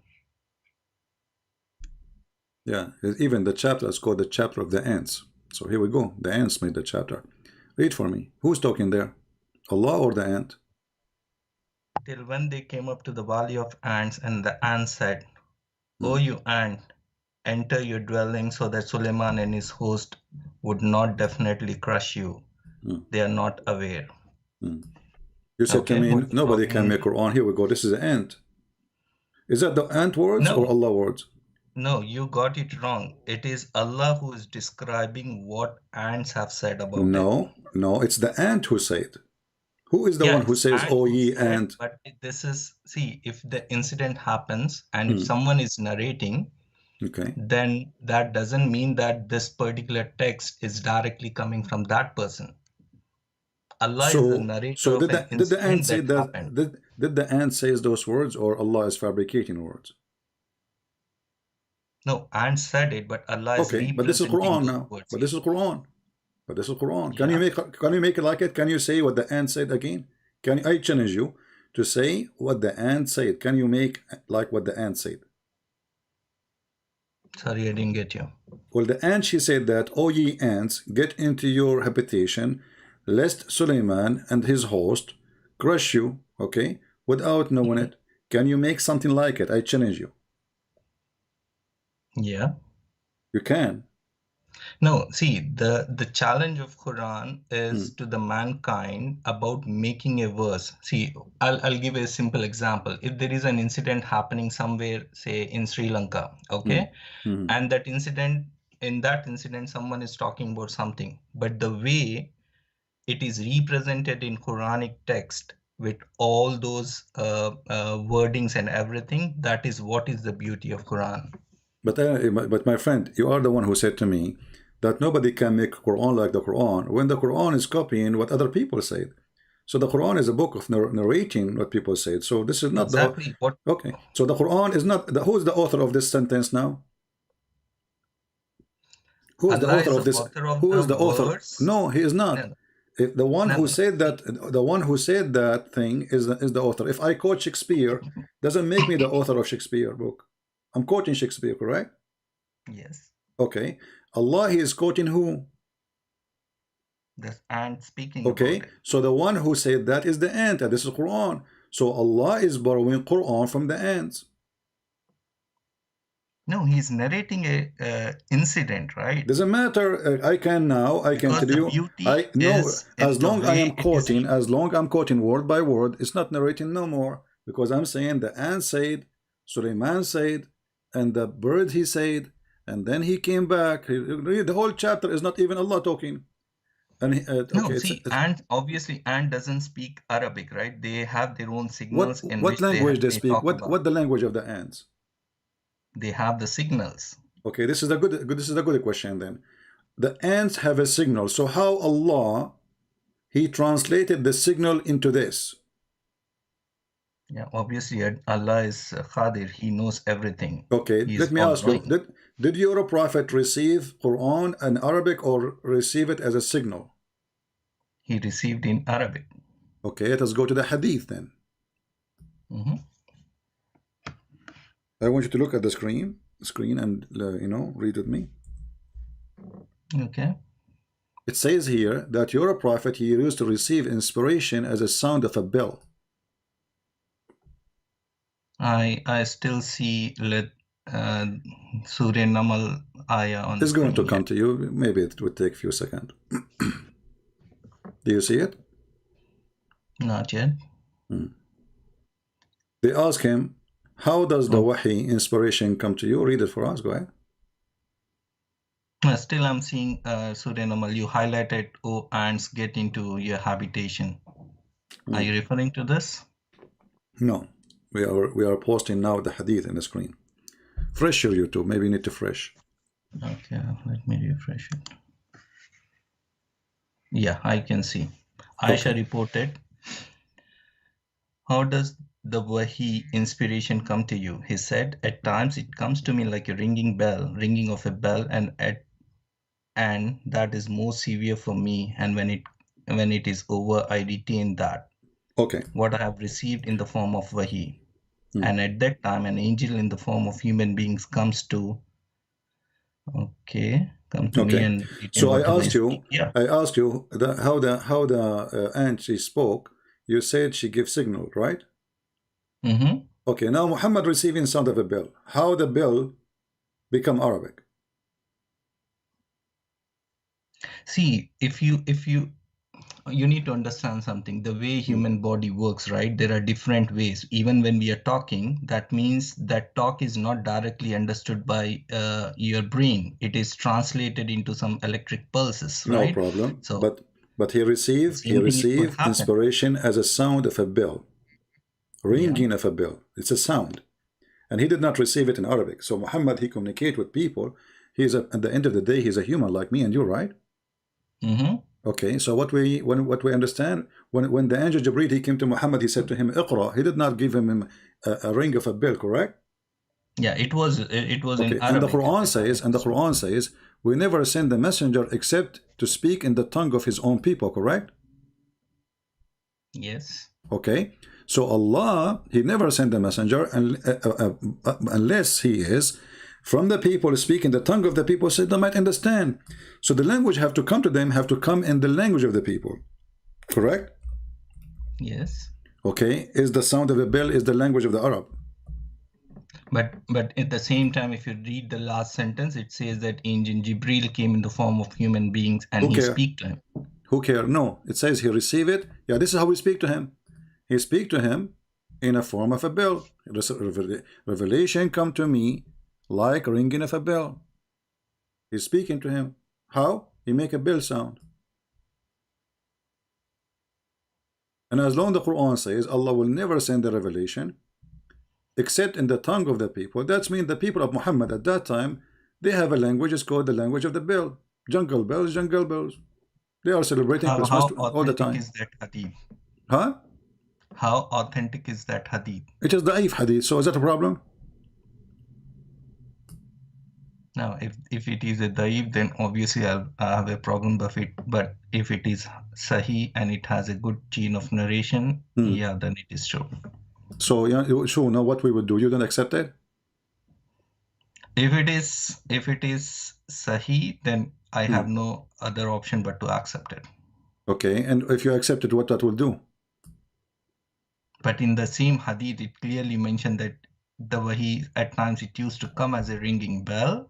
It is more like an indication, and at times it used to come through an angel in the form of human being. What's the problem with that? So what? We know that this angel, he come to him in the form of a human being. Even it come in the form of a friend of Muhammad. He used to spend the night with him. His name is Dahya al-Kalbi, which is weird. I mean, why the angel coming in the form of a guy who lived next door, and he is the most handsome man in the city. So now we have two of them. But this is not our topic for now. As long as he received the sound of a bell, and then we need to ask ourselves, how and why Allah has given him a sound of a bell Quran? Why not in Arabic? No, to be frank, CP, this is the first time I'm hearing about this hadith. What I heard about this ringing bell. It was more like an indication. I was told that it was more like an indication that wahi is coming, and then the wahi used to come in Arabic.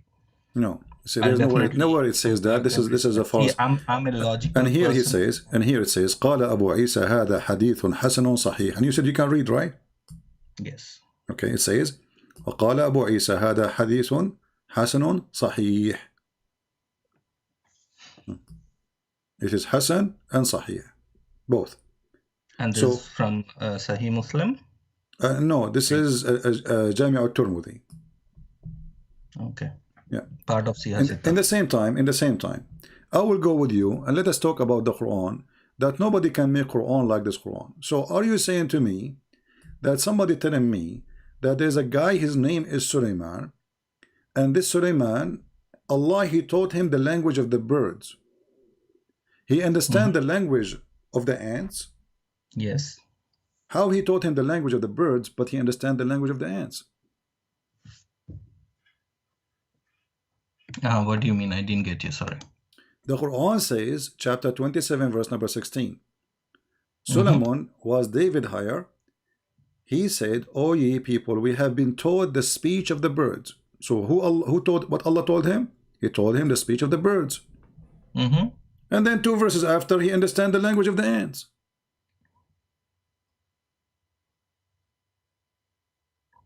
Yeah, it is a blessing from Allah. What do you mean blessing? He said what he learned. He said, I am being taught the language of the birds.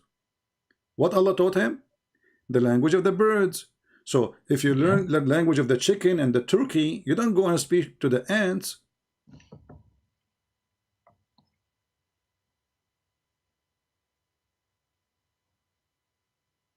So what's the problem? I'm not able to get the My problem. friend, I went to school to study German. I finished the school, Yes. I'm speaking Chinese. So what do you mean, what the problem?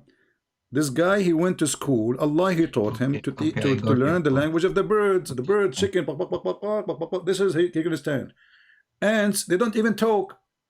So how the same chapter, just 2 verses before it, the guy himself saying, okay, when I've been taught the language of the birds, who taught him? Obviously Allah, correct? No, here maybe the birds that has been translated here in Arabic, it might refer to a word that is more like a common to non-human being.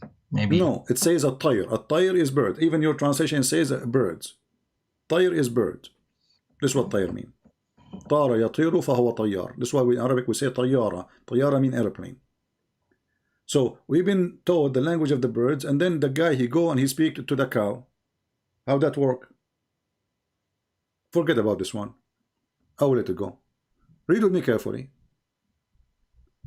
Suleiman have an army of a genies and a human and birds. Is that correct? Yes. Okay. How big is the army of Suleiman? I have no idea on that. 3,500 miles. 25 is divided to 3 parts. A third is a genie, the other third is a bird, the other third is a human. All of them, they sit in the corner of his roof, according to your prophet teaching. But we will let that story go. Let us continue. When he arrived to the valley of the ant, she said, hide, otherwise Suleiman will crush you. What is the point of this story here? What is that? Yeah, that makes no sense. Make no sense. And you know, you are the one who said to me, you sound like a gentleman, you know, I respect that in you. You said to me, the Quran challenge everyone to make. This is a story even for kids will laugh at it. This is good for a cartoon. We have to be honest, this is a cartoon. What does this have to do with God? In the same time, Suleiman, he smiled at her speech, but you are the one who said to me, the ant, they have a signal, right? The ant, actually, they communicate either by chemical or by vibration, correct? Yes. Okay. So what speech mean? Did Allah choose the wrong word? No, signal, see, from you need to understand something here. When this Quran verse was revealed, or in fact the whole Quran was revealed, this was revealed to people of Arab or whatever those tribes were, right? And they were more like uneducated people, so Allah wanted to explain them in a layman term. That is where he has actually used, he might have used a word called speech. If he used a signal at that time, obviously they didn't know about all those things, right? So now we know about those things. What does that mean? Hold on, my friend. You see, you Muslim, you say that Allah, he predicted things in the future. We discover this and we discover this. Suddenly now Allah is speaking to them because he didn't know. First of all, nobody heard. This is a story. You can go right now and search in Google. You will find a book. It's called The Legend of the Jews. This is the Jews that tell their kids about Suleiman, the glory of Suleiman. He have a ring, he controlled the world, you know, he have a magical ring, he put a genie in the bowl, he was walking in the valley of the ant, then he put an ant in his hand, and the ant, she spoke to him. So, you know, this is from the Jewish stories. This is fairy tales. How those fairy tales appear in the book of Muhammad?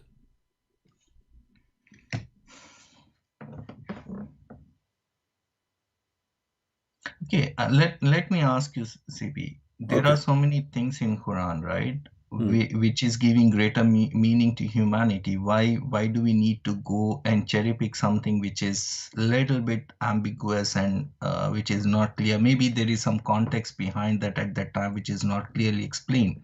Even if you look at the translations of Quran, that was not written at the tafasir, whatever tafasir we have now, it was not written at the time of Prophet Muhammad, peace be upon him.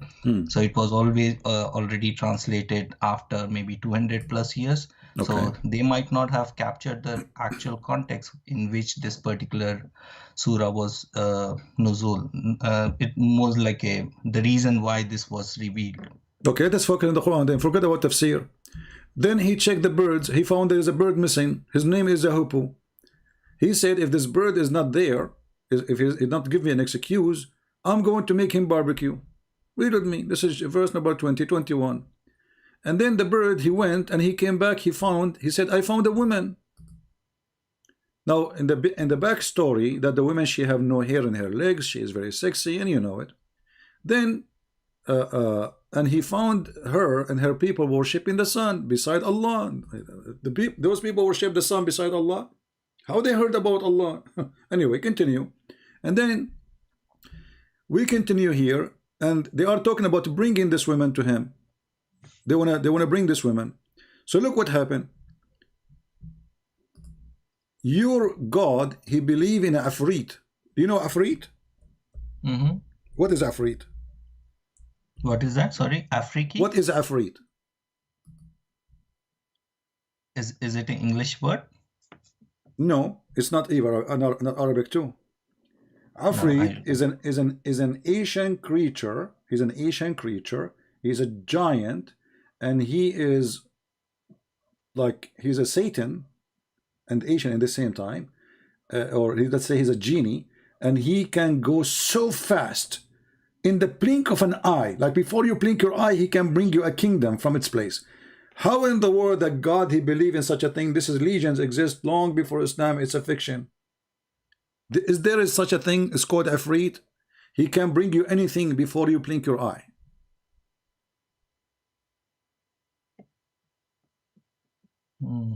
Makes no sense. Make no sense. And what is the point of this Afrit? And why Suleiman he have a Afrit? See, I'll tell you something, CP. Like in Quran, obviously I don't know Arabic. I tried to learn Arabic to whatever extent I could. I rely on translation. I'm accepting that. And when I read Quran, there are a lot of things that were confusing, which were not making any sense. Then I leave it to Allah, saying maybe there was a context based on which it was revealed. So I always try to look at the positive things that are coming. It's about showing mercy to people, giving charity. But my friend, what does have to do with this? You see, hold on. Everybody, you know, even cult leaders, there's like, even between Christians, there's people who claim to be following Jesus, but they are fraud. They say, give it charity, donate to us, take their money, right? You know that, right? This exists everywhere, in every religion.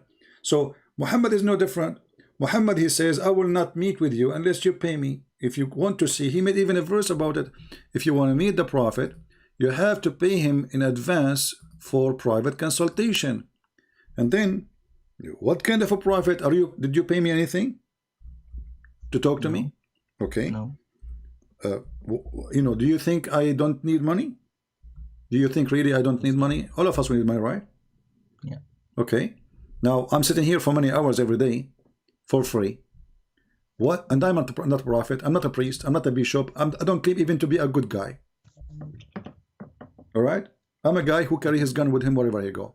I'm not claiming to be good. So now, why you do not need to pay me to talk to me, but you have to talk, in order to talk to Muhammad, you have to spend something. And Muhammad, he claimed that this is charity. Why Jesus don't want you to spend something to meet him, to talk to him? Why we have to pay? I will give you another example. You said to me, I focus in the charity. No, forget about this one. This one is not a big deal. What is the business of Allah to say any woman she can offer herself to the Prophet, so the Prophet he can sleep with her? What is that for? Muhammad already he have many wives, correct? Mm-hmm. Why Allah he need to make a verse saying any believing woman she is welcome to offer herself to the Prophet so he can sleep with her, not to marry her? It says yastankihuha, to her, excuse my language. Any believing woman, what does that have to do with God? I mean, the guy is already a prophet. The guy already have many wives. The guy already have many slaves to sleep with. Why he need his God to write a verse saying, and any believing woman she offer herself to the Prophet so he can sleep with her? What does have to do with God?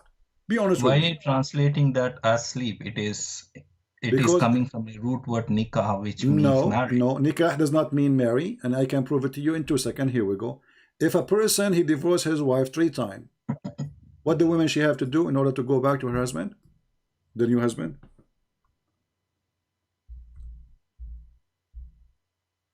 Do you know? I know what you're referring to. What she have to do? Tell me what she have to do. Is it enough to marry him, or she have to, excuse my language? Is it mentioned in Quran? Yes, it's mentioned in the Quran. You see, here we go, and you know how to read Arabic. It says, فَإِن طَلَّقَهَا فَلَا تَحِلُّ لَهُ مِن بَعْدْ حَتَّى تَنْكَحَ زَوْجًا غَيْرَهُ. Now she married a new husband, but she have to do what? She have to do tankah to the new husband. Not only to marry the husband, she have to do tankah. He is a zawjan already. Tankah zawjan. He is a husband. So now she marry a husband, but she cannot go back unless she have sex with the guy. Is that correct? I've heard about this halala that is being followed here in India and Pakistan, but I asked this about Mufti because it made really no sense to me. In fact, it was disgusting. And I asked my Mufti, and he said, this is not from Quran. This is something like a culture or a practice that has been propagated here in Pakistan. This is Quran. What? Not from Quran. This is Quran. This is come on. This is chapter 2, verse number 30. The same chapter of the Hindu, the cow chapter. What is the verse? Let me write it down. Chapter 2, verse number 230. Chapter 2, Baqarah 230. The Hindu chapter. Sorry? The Hindu chapter. It's Surah Baqarah, right? Okay. No, that is, I don't accept that. That's injustice to the woman. Not only injustice. This is stupid. I mean, husband who did something wrong, that doesn't mean that the wife has to suffer. Not only that. This is the most filthy thing ever you can imagine. Women, they go now. They find find a new guy to marry him, but it's not enough. They have to sleep with him. Actually, here we go. We have a hadith here in front of you. I can put it for you. Where but a woman, this is something not being how would I say, preferred. This is something to restrain people from giving divorce on the tip of the tongue. My friend, who cares? Muhammad, he made this rule, make it easy to divorce. No, this is what I'm saying. This is something which is considered as not a good thing. That's why if you put some constraints, obviously people will refrain from doing that. So that could be the reason why this was mentioned. My friend, if you want to refrain it, make it like Jesus. Say to them, you don't divorce your wife unless she is committing adultery. Make it hard. You cannot do that, right? There could be some circumstances. The moment you make it as forbidden, you cannot do it even if it requires. So it has to be, it cannot be forbidden, and at the same time, can't you make it hard by many ways? As an example, if you divorce your wife, you lost half of your income, half of your money. Then people will think twice. Here we go. We find a solution. He will think a million times before he divorce her. So there's many ways. I'm not God, but we can solve it. But he make it so easy, one word, and she is divorced. And here we go. This is a story of a woman. She married from a guy. She was married to a guy. His name is Rifa. Now she married a guy. His name is Abdul Rahman. But obviously his intention is to marry Abdul Rahman, but she don't want to sleep with him. You see, that's why I said to you, Zawaj is not nikah. She did Zawaj. She did already Zawaj to Abdul Rahman. Then the guy, he started beating her because she refused to sleep with him. She went to Aisha. And as you see, Aisha, she said, I have not seen any suffering women as much as the believer women. And this is Aisha's statement, which means Muslim women, they are really having a horrible life in the time of Muhammad. This is Aisha witnessing that the most suffering women are Muslim women. Look, her skin is greener than her clothes. Muhammad, instead of taking the side of the woman who is just beaten by her husband, he took the side of the man. And then he told her, the guy, he came and he told him, that she don't want to sleep with me. Muhammad, he said, you should know that you cannot go back to Abdul Rahman, to go back to Rifa, unless you taste the juice, the intercourse, the orgasm. In Arabic it says يذوق عسيلتك. Go to the dictionary, you see عسيلة mean the semen, the orgasm. So until you cannot go back to him until you taste his orgasm and he tastes your orgasm. What kind of prophet? He is forcing them women to be raped. That could have been specific to Abdul Rahman. Where does it say that this applies? No, my friend, this is the verse. This is the verse in the Quran. This is exactly what happened. This woman, she married a new guy. She thought the verse, as you said, the verse says, marry a new husband. So she said to herself, okay, I will marry a new husband. And then when he tried to sleep with me, I will not let him do it. Then he divorced me. Then I'll go back to my husband. But the verse saying, marry and do nikah, not only marry. So تنكح زوجا غيره until she if a new husband. This is why your prophet here saying you cannot go back to your previous husband unless, excuse my language, unless you if the new husband.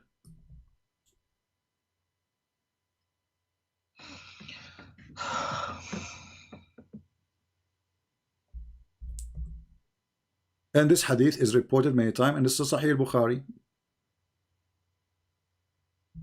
You cannot go back to your previous husband. And look at the false translation here says, until consummate your marriage. Where it says, though, it says until you taste his juice. You change the translator, or here you go down. It says until you taste his sweetness, and you taste his, and he tastes your sweetness. Still, this one is a false translation because this is not sweetness. This is his orgasm.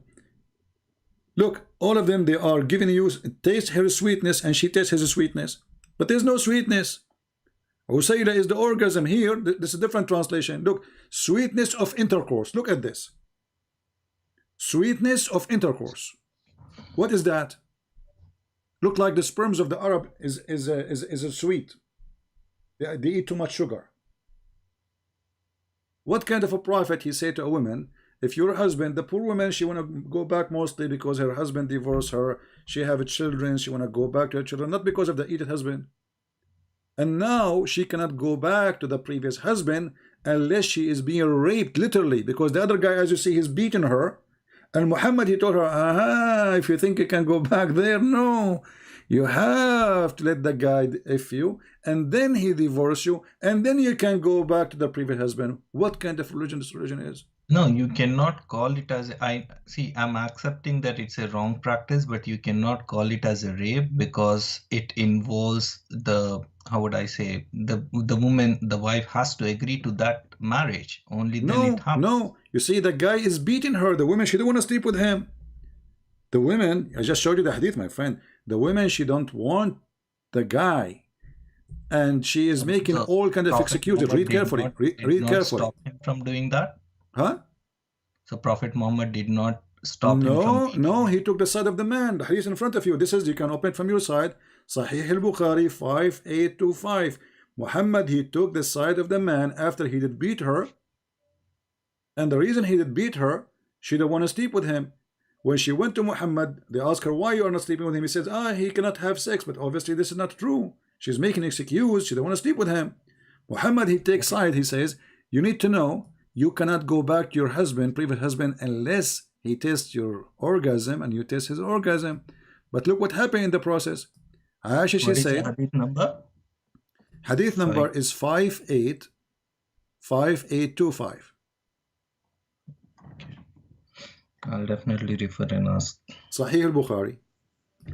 And the woman, she have a skin. Her skin is greener than her clothes. Shouldn't at least Muhammad says to him, why you are beating her? Different hadith says a man will not be questioned about why he is beating his wife. But that depends on the context. It's not like a generic All is the context is the same. Here we go. Did your prophet ask the woman why he beat you? He did not even say anything about beating her, as if nothing happened. Aisha, she said, look at her. Her skin is greener than her clothes. It's not only just a beating, it is severe beating. Her skin is greener than her clothes. Muhammad, he took the side, and actually he sent a verse saying the women or the men are in charge of women, so beat them.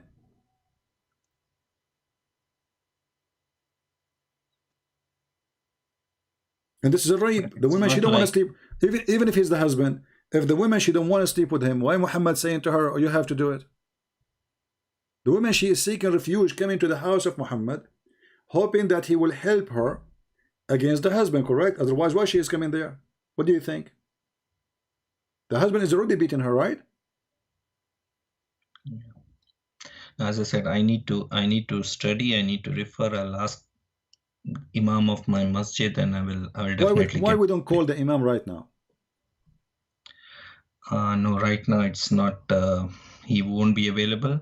So yeah. Why not? Isn't it his job is to answer Muslims? Isn't he an Imam? No, it's daytime here. It's like 9:30 and 9:50. That's perfect time to call an Imam. He's No, an Imam. he This is won't his be job. available in masjid. I don't have his number, so You call the masjid. living in Call the Calgary. masjid. Call the masjid. Let us hear him. Call the masjid because he cannot answer you, my friend. What he will say to you? The Quran says it clearly. الرجال قوامون على النساء. The men are in charge of women. In which way? Do this and do this and do this. And if you fear that they will disobey you, if you fear, beat them. The guy, he did what his God saying. He did beat her. And now Muhammad is forcing the women to go back to her husband, which she don't like, obviously. And now he is going to beat her again if she refused to take off her clothes.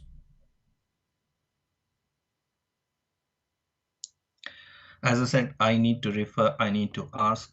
And No problem, forget about it. Okay, no problem, no problem. But let us go back. Let us go back. You said to me yourself about the story of Sulaiman. Nothing there makes sense, correct? It doesn't make sense. Okay, but this is Quran. So how? What kind of God? His teaching doesn't make sense. And you are the one who says to me, nobody Because can make those are Quran the like the Quran. stories. See, you need to understand. At least from my side, I look at Quran in two ways. There are some things which is meant for the whole humanity in general. That is something like a message to the whole humanity which we need to follow. And there are some contexts. There are some verses and ayah which is related to a specific period of time to prove or to provide some details about those people. So I assume that this is falling in the second category. Okay, but what as an example, did Allah make a special verses for Muhammad, just made for him, special law? How many wives Muhammad he can have? But he came to spread the message, right? Okay. So he need to. So if I come to spread the message, that's mean I can. Excuse me, my friend. Let me complete. I will let you. If I came to spread the message, that's mean I can excuse my language, more women than others. No, it's not that. You need to. You cannot look it in this way, right? No, I can. No, I can. Why not? Why not? Why? If he is a messenger and he is a Muslim, is he a Muslim or he's not a Muslim? He's a Muslim. Okay. Why he is a Muslim but he don't want to follow Islam? What do you mean he didn't follow Islam? Where he didn't follow Islam? If a Muslim person have 5 wives, the woman number 5 is adultery, correct? That he was a special Muslim. He will be stoned. He will be stoned to death. So you are saying to me, Muhammad, his specialty is to have more women and commit adultery. No, it's not. It's not about that. There is a reason why he has, as I mentioned. Why he has? Give me the reason. He needs to spread his message to different people. None of those women he married, they help him to spread the message. All of them, either they are captured, or a woman he took from a guy who died before him, like Sauda. Her husband died because he sent him to war. No, I'm talking about his wives. I'm talking about his wives. I'm not talking about. His wives already they are believers. Aisha, she is the daughter of Abu Bakr, and the other women who they are not believers, he kidnapped them anyway. What they can do? Who care about this? They are slaves already, like Safiya. So I asked you why he have a special law. You said to me because he's a special. What is special about him? Did Moses have a special law that he can sleep with more women than other Jews? Did Abraham have a special law? Did anyone? Why is a so what is a prophet? So what if he's a prophet? No, see, I'm not saying that Moses or Jesus, whatever it is, they had their own role for a specific period of time for specific people. But if you look at Prophet Muhammad sallallahu alaihi wasallam, he is the last prophet. So what if he's the last prophet, my friend? So what does that mean? So he's the last. Okay, he is the last prophet. He is the last prophet. He have 13 wives. He have hundreds of slaves. He can sleep with them. Why he made a verse and any woman she can offer herself to the prophet? What is that for? Give me a reason. You see, I'm single. So if God says, and I am a prophet, says, hey, Christian Prince, any woman she offer herself to him, I say because this poor guy, he is single, he's trying to find a wife maybe. So his God is trying to help him, no problem. But this guy already have 13 mother-in-law. He have hundreds of sex slaves.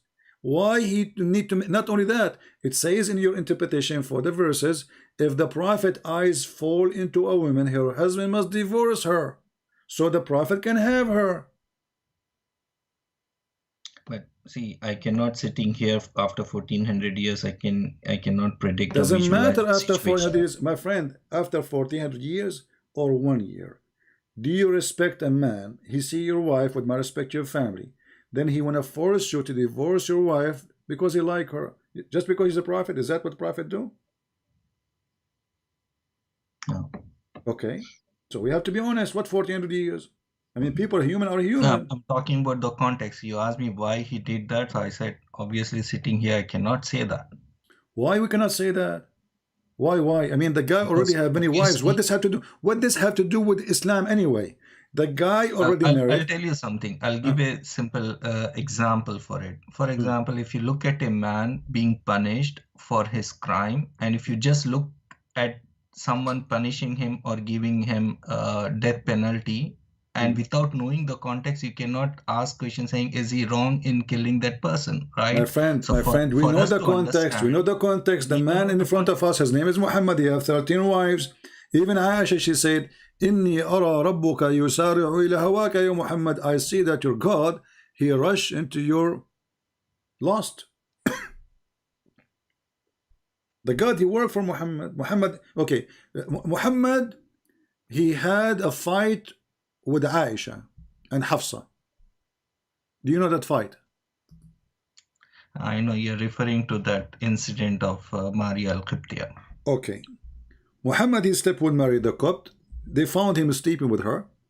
But there is a conflict there, right? Some no problem. Forget about the conflict. It is about forget about the conflict. Forget about the conflict. I'm not going to talk about it. I want you to read for me the following verse and tell me who is the one who made this verse.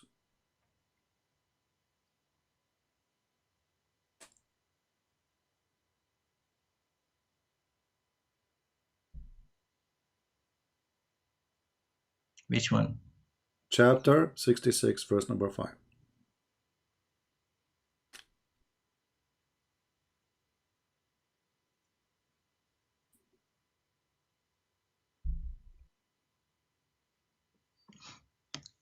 It may be if he divorced you, that his Lord will give him instead of you wives better than you. Muslims who submit to Allah, believers obedient to Allah, turning to Allah in repentance, worshipping Allah sincerely, fasting, or immigrants for the sake of Allah, previously married and virgin. Okay. Who is the one who made this verse? Allah has made this one. What if I show you that the one who said this verse is Umar al-Khattab?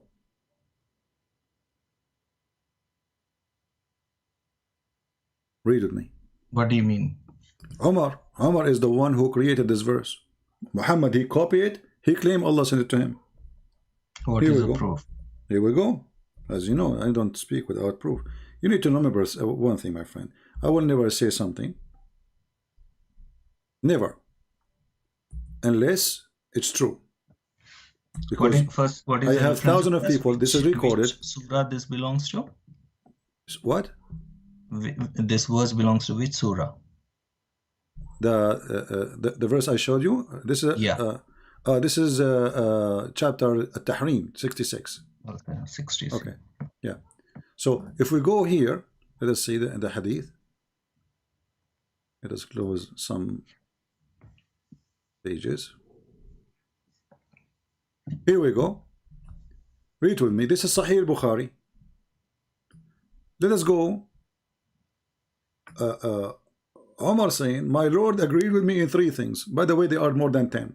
But this hadith here says 3. I said, take the Kaaba as a place station for prayer. Allah, he took the verse as it is. He put it there. I said, make them wear hijab. Allah, he said, he took the verse as I said. I said, it may be Allah will divorce you. Allah, He sent the verse exactly as I have said. Read with me.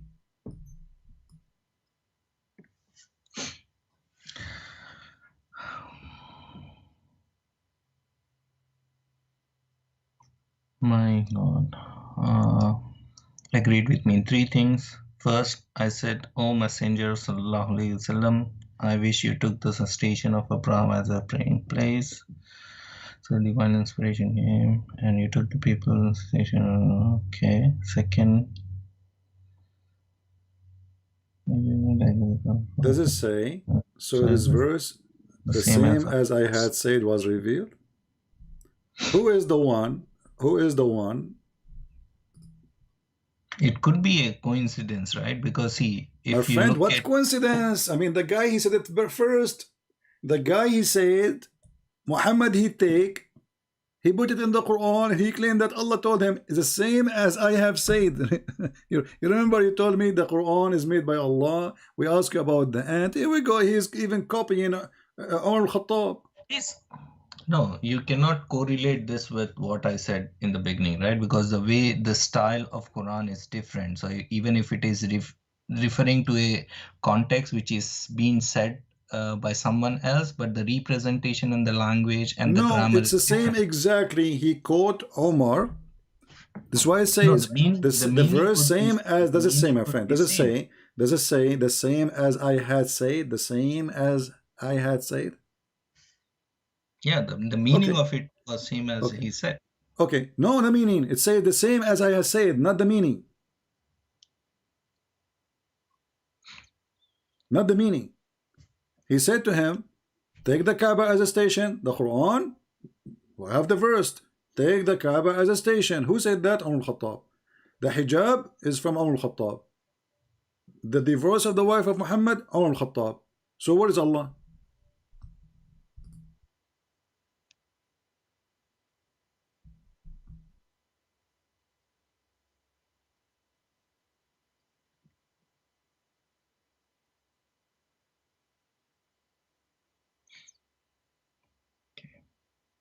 I'll definitely refer to these. So nobody can make Quran, and then we find Allah quoting the ant, even shaitan. I mean, the ant, the bird, the women, the jinn. There's a chapter. It's called the chapter of the genie. All the chapter is the genie talking. The genies are talking. So how this is the Quran of Allah, made by Allah, when they are saying to me that the Quran, Allah was narrating what they said. So this is not Allah talking then. Secondly, no, it is Allah who is talking. Secondly, have you ever heard of a stupid God? Have you ever heard of a stupid God? How do you mean by that? Okay. If Allah, now if we go to Allah and we say to him, in the case of murder, Allah, what we should do? Do Allah have the ability to give us the correct law? No, it is not everything is there in Quran, right? Obviously, Prophet. No, we are talking about the Quran now. We are talking about the Quran. Focus with me. I'm talking about the Quran. No, this is what I'm saying. Obviously, Quran and its limited text cannot explain about each and every jurisdiction. No, it's explainable because simply this is in the case of murder. So Allah, He gave you a law. So if you're saying to me, this law cannot be explained, that's mean this law is not a law because people, they need to practice it. So if we cannot understand the law, which we not need to practice, that means this book is not written by a God, written by an idiot. Because how we can follow Allah if we cannot understand the law? So read with me, chapter 2, verse number 178. It says, "O who you believe in the law of equality is prescribed for you in the case of murder." So this is a law about murder. What do you do? Free for the free, slave for the slave, women for the women. Is that a law coming from God, or this is coming from an idiot who took too much hashish?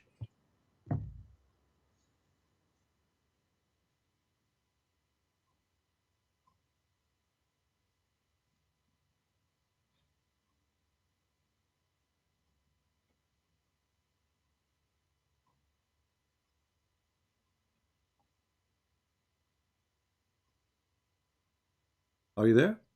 What does it mean? Slave for slave? If I am a free white man and I kill a white man, I will be killed. If I am a white man and free man and I kill the slave, a black man, you kill my slave. If I kill your wife, you kill my wife. What's wrong with this religion? So the foolish Muhammad, he heard that the Musas, he have a law, it says eye for an eye. So he said, this is the law of eye for eye. You kill my wife, I kill yours. But this is not the case. Because now we have two victims. If you kill my wife, you will be killed, not the wife. So Muhammad saying free for the free, slave for the slave, women for the women. And you can read the interpretation. Was this is a good law or this is a bad law? No, if I go by this text, no, this is stupidity. Okay, just to show you how stupid this God is. What do you say if I say to you, Allah, he changed his mind second day? But can you show me the explanation for this verse? Sure, here we go. This is chapter 2, verse 178. Here. Does the tafsir also support this? Sure, absolutely.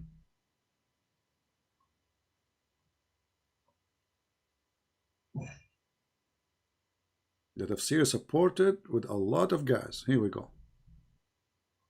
This is Tafsir al-Jalalain. Read with me.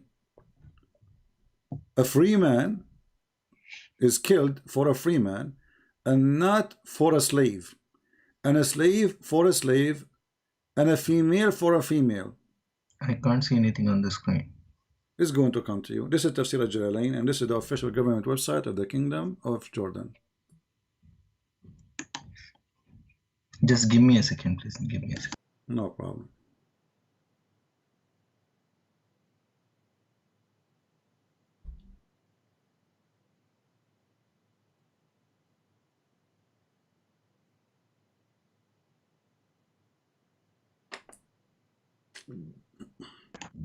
Sorry about that. I had to take a call. Yeah. No problem.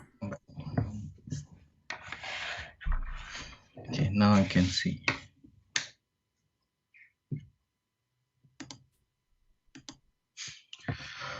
Okay, and this is Jalalain.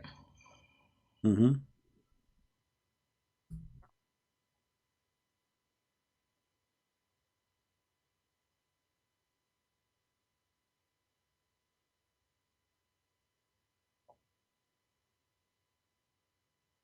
But here, if you see, the Sunnah makes it clear that a male may be killed in retaliation for a female. The Sunnah, this is the Sunnah, because later this verse is abrogated. You need to understand that this verse, Allah, he put X on it later. People, they start laughing at this law. So Muhammad, as usual, because he's a fraud, he said, okay, forget about this verse. Bingo. Can you believe it? Where does this say that this is abrogated? It's abrogated. If you read the same interpretation, this verse is abrogated. This is why you Muslims don't follow this no more. Okay, so why Allah he made it? If it is wrong, if it's stupid. And then the Arab, they start making fun of Muhammad.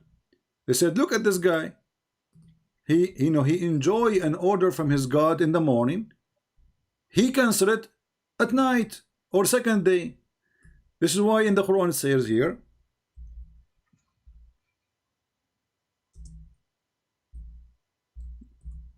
and as we read, chapter 2, verse 106, none of our revelation we abrogate or cause to be forgotten. Allah, he sent revelation and he want to cause it to be forgotten. I thought the Quran is preserved. We substitute something better or similar. This is why I call it, this verse is the verse of the BS. Better or similar. So Allah will make you forget it because he will make a better one. Like what the heck? So Allah, he admit that his first law or first verses were stupid and now we need to fix it. And because now you might say to me, maybe it means something not else. About fixing. See, as I mentioned, right, on different situation, the conditions may be different. So obviously, my friend, the same prophet, the second day, the same prophet, the same message, the same God, the second day. Read with me. This is a chapter 2. This is what I'm saying. For example, if I'll just give you an example. If I say today it's snowing outside, wear your jacket. My friend, this is the law of murder. Ask you not to This wear is it. the So law. that doesn't mean that I'm a No, this is the law of contradicting. murder. The law of murder is a law of murder. Guy, he killed the guy. What is the punishment for the guy? Give me the punishment. Now we know, we are not questioning if he killed or not. He killed. So we confirm that he killed. Okay, what is the punishment? That punishment should not change.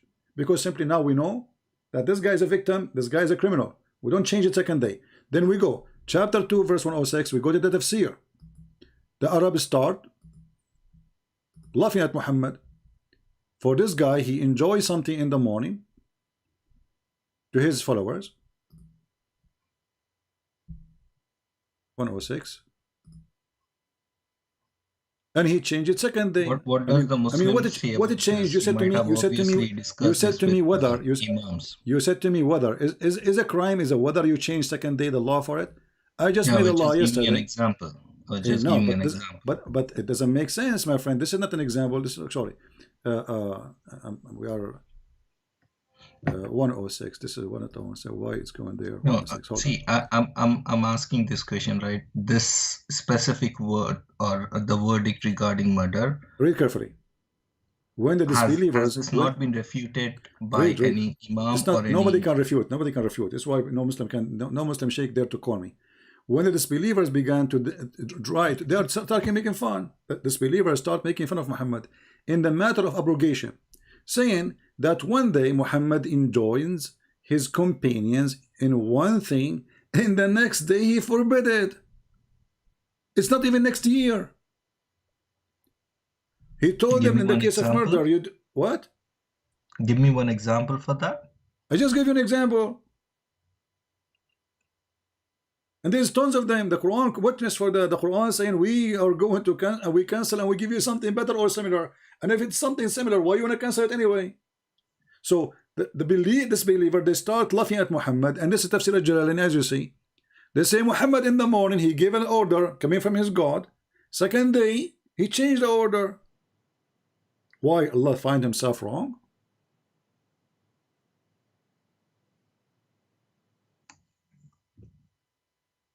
This makes no sense.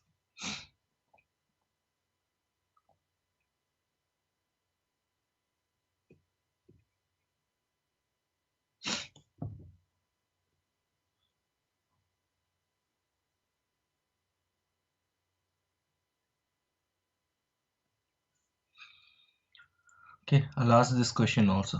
I've noted down. But my friend, you keep saying to me, I will ask the question, but you are the one who said to me the Quran doesn't make sense already. No, this is what I'm saying. At least based on my understanding so far, it doesn't make sense. So okay, so what that will have an impact on you as a person? You just said the Quran does not make sense because we are showing you. Okay, does it make sense? My friend. This is the explanation. So your scholar will not be a higher scholar than Tafsir al-Jalalain, correct?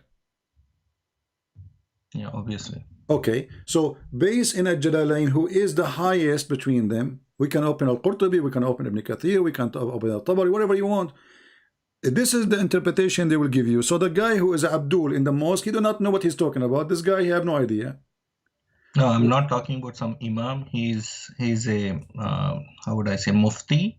I don't know. What a big mufti. All of them, they are the same, my friend. It's a job they get, but they have no idea what mufti. They have to go back to this and decide based on this. Otherwise, the Muslim will rip them apart. We cannot judge something just based on the text. Obviously, he being the expert in that field, he'll be able to explain me what exactly was the context, why exactly this is like that. My friend, so why tafsir exists then? Is this guy, his name is written in the tafsir? Do he have a tafsir book?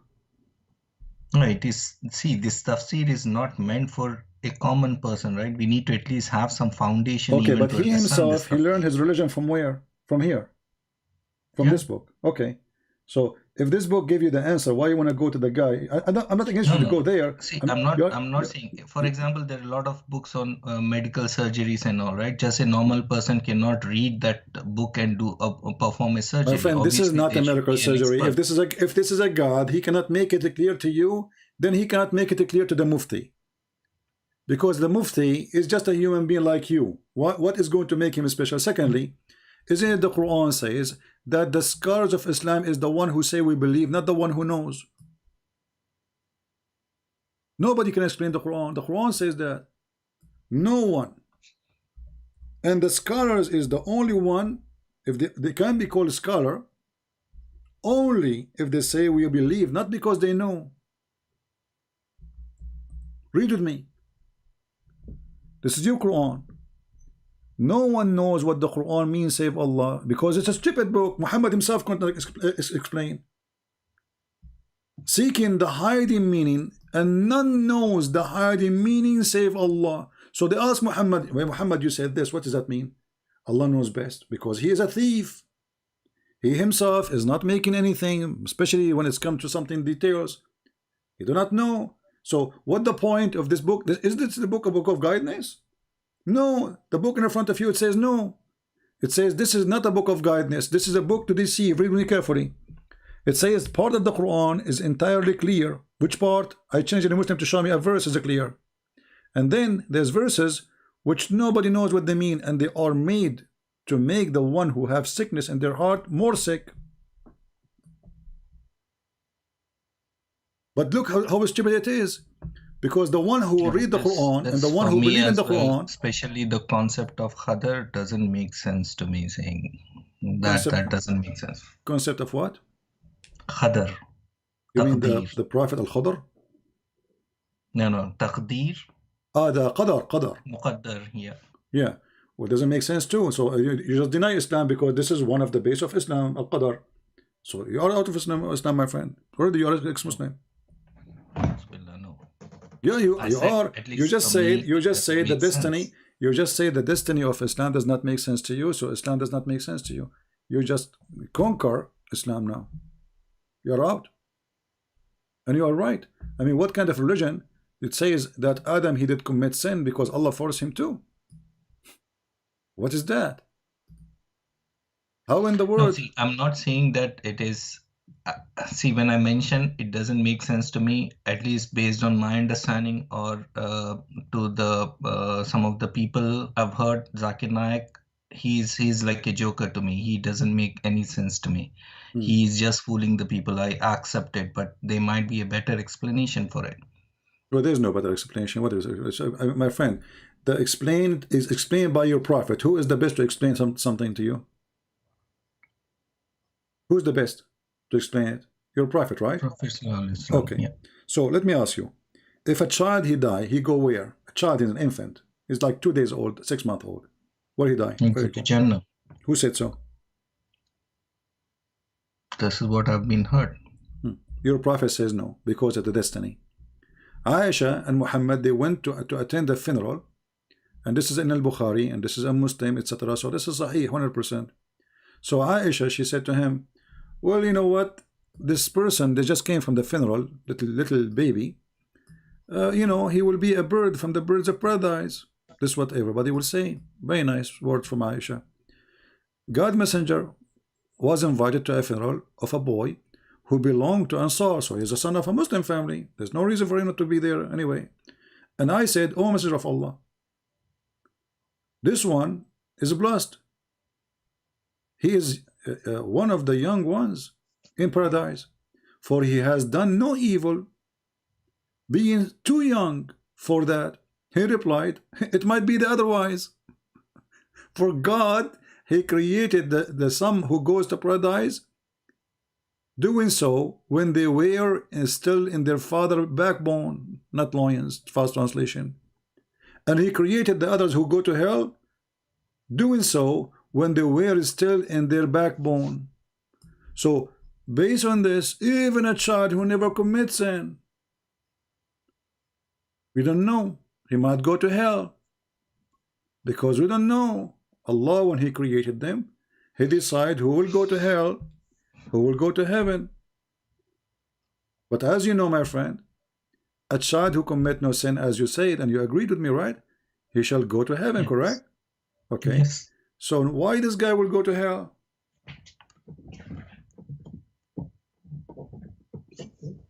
Don't you and me, we agree that hell is for the one who did bad? Yes.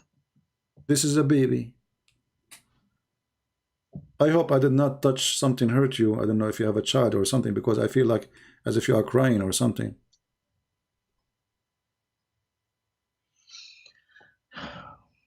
putting a lot of doubts in my mind now. So, my friend, this is not from God. God is about just. Don't we agree?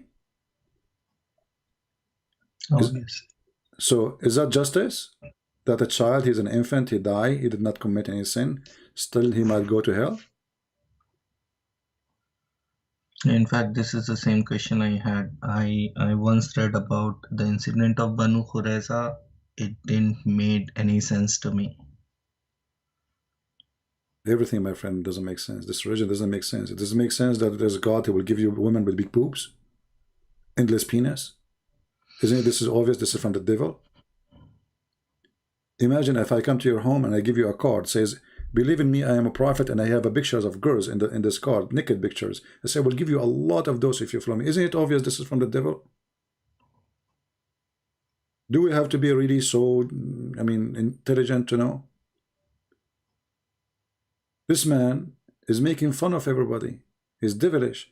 He don't want you even to believe that a little baby who commit no sin, he did not even reach the age to do sin.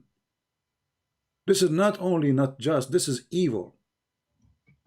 Jesus says, if you don't become like the little ones, you will not enter the kingdom of my Father.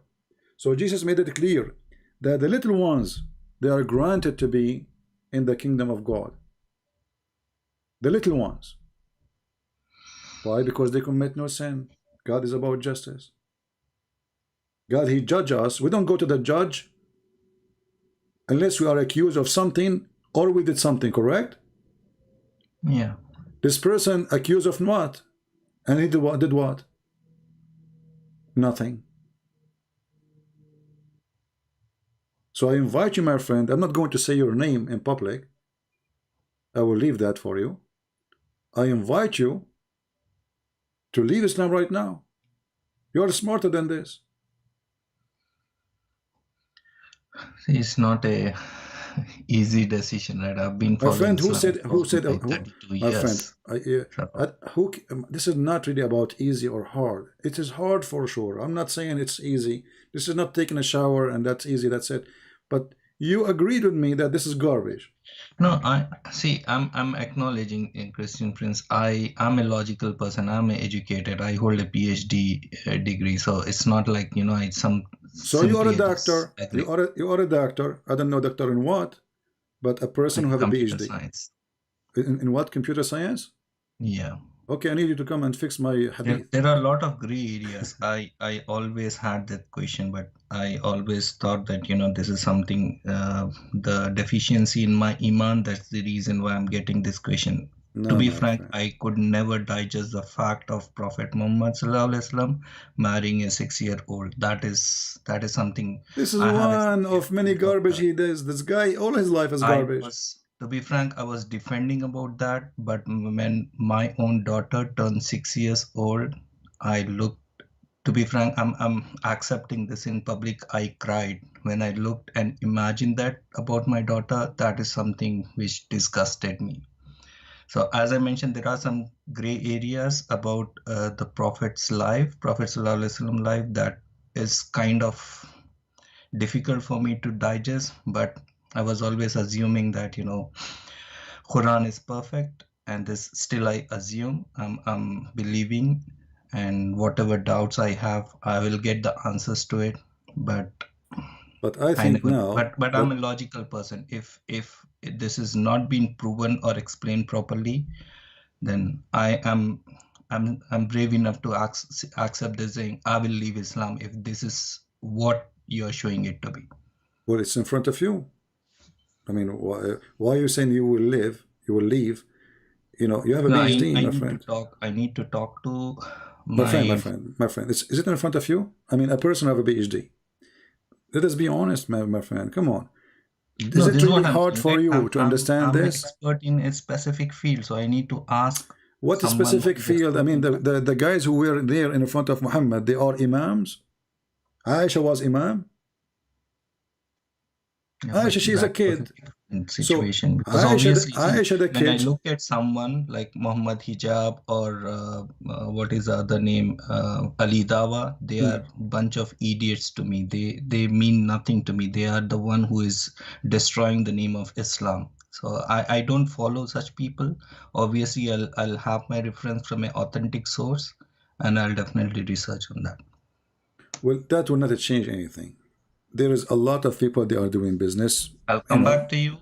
I promise I'll come back with my own research. Either I will prove you wrong or I'll accept that I'm wrong. I don't feel any shame in accepting that I'm wrong if I'm wrong. No problem. I respect that on you. I will, you can. I'm not going to push you to say that you are out of Islam, but for me, I have a strong feeling that already you are 90% out. I mean, maybe your foot is stuck in the jar.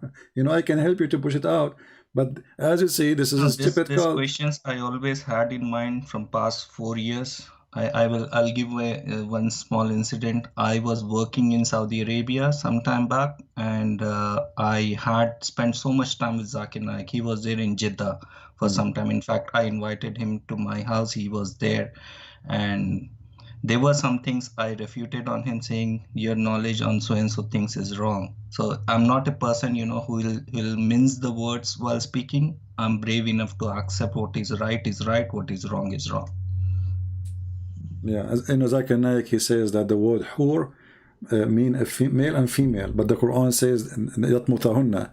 In Arabic, anyone who speaks Arabic, that the letter is called nun and nuswa. N.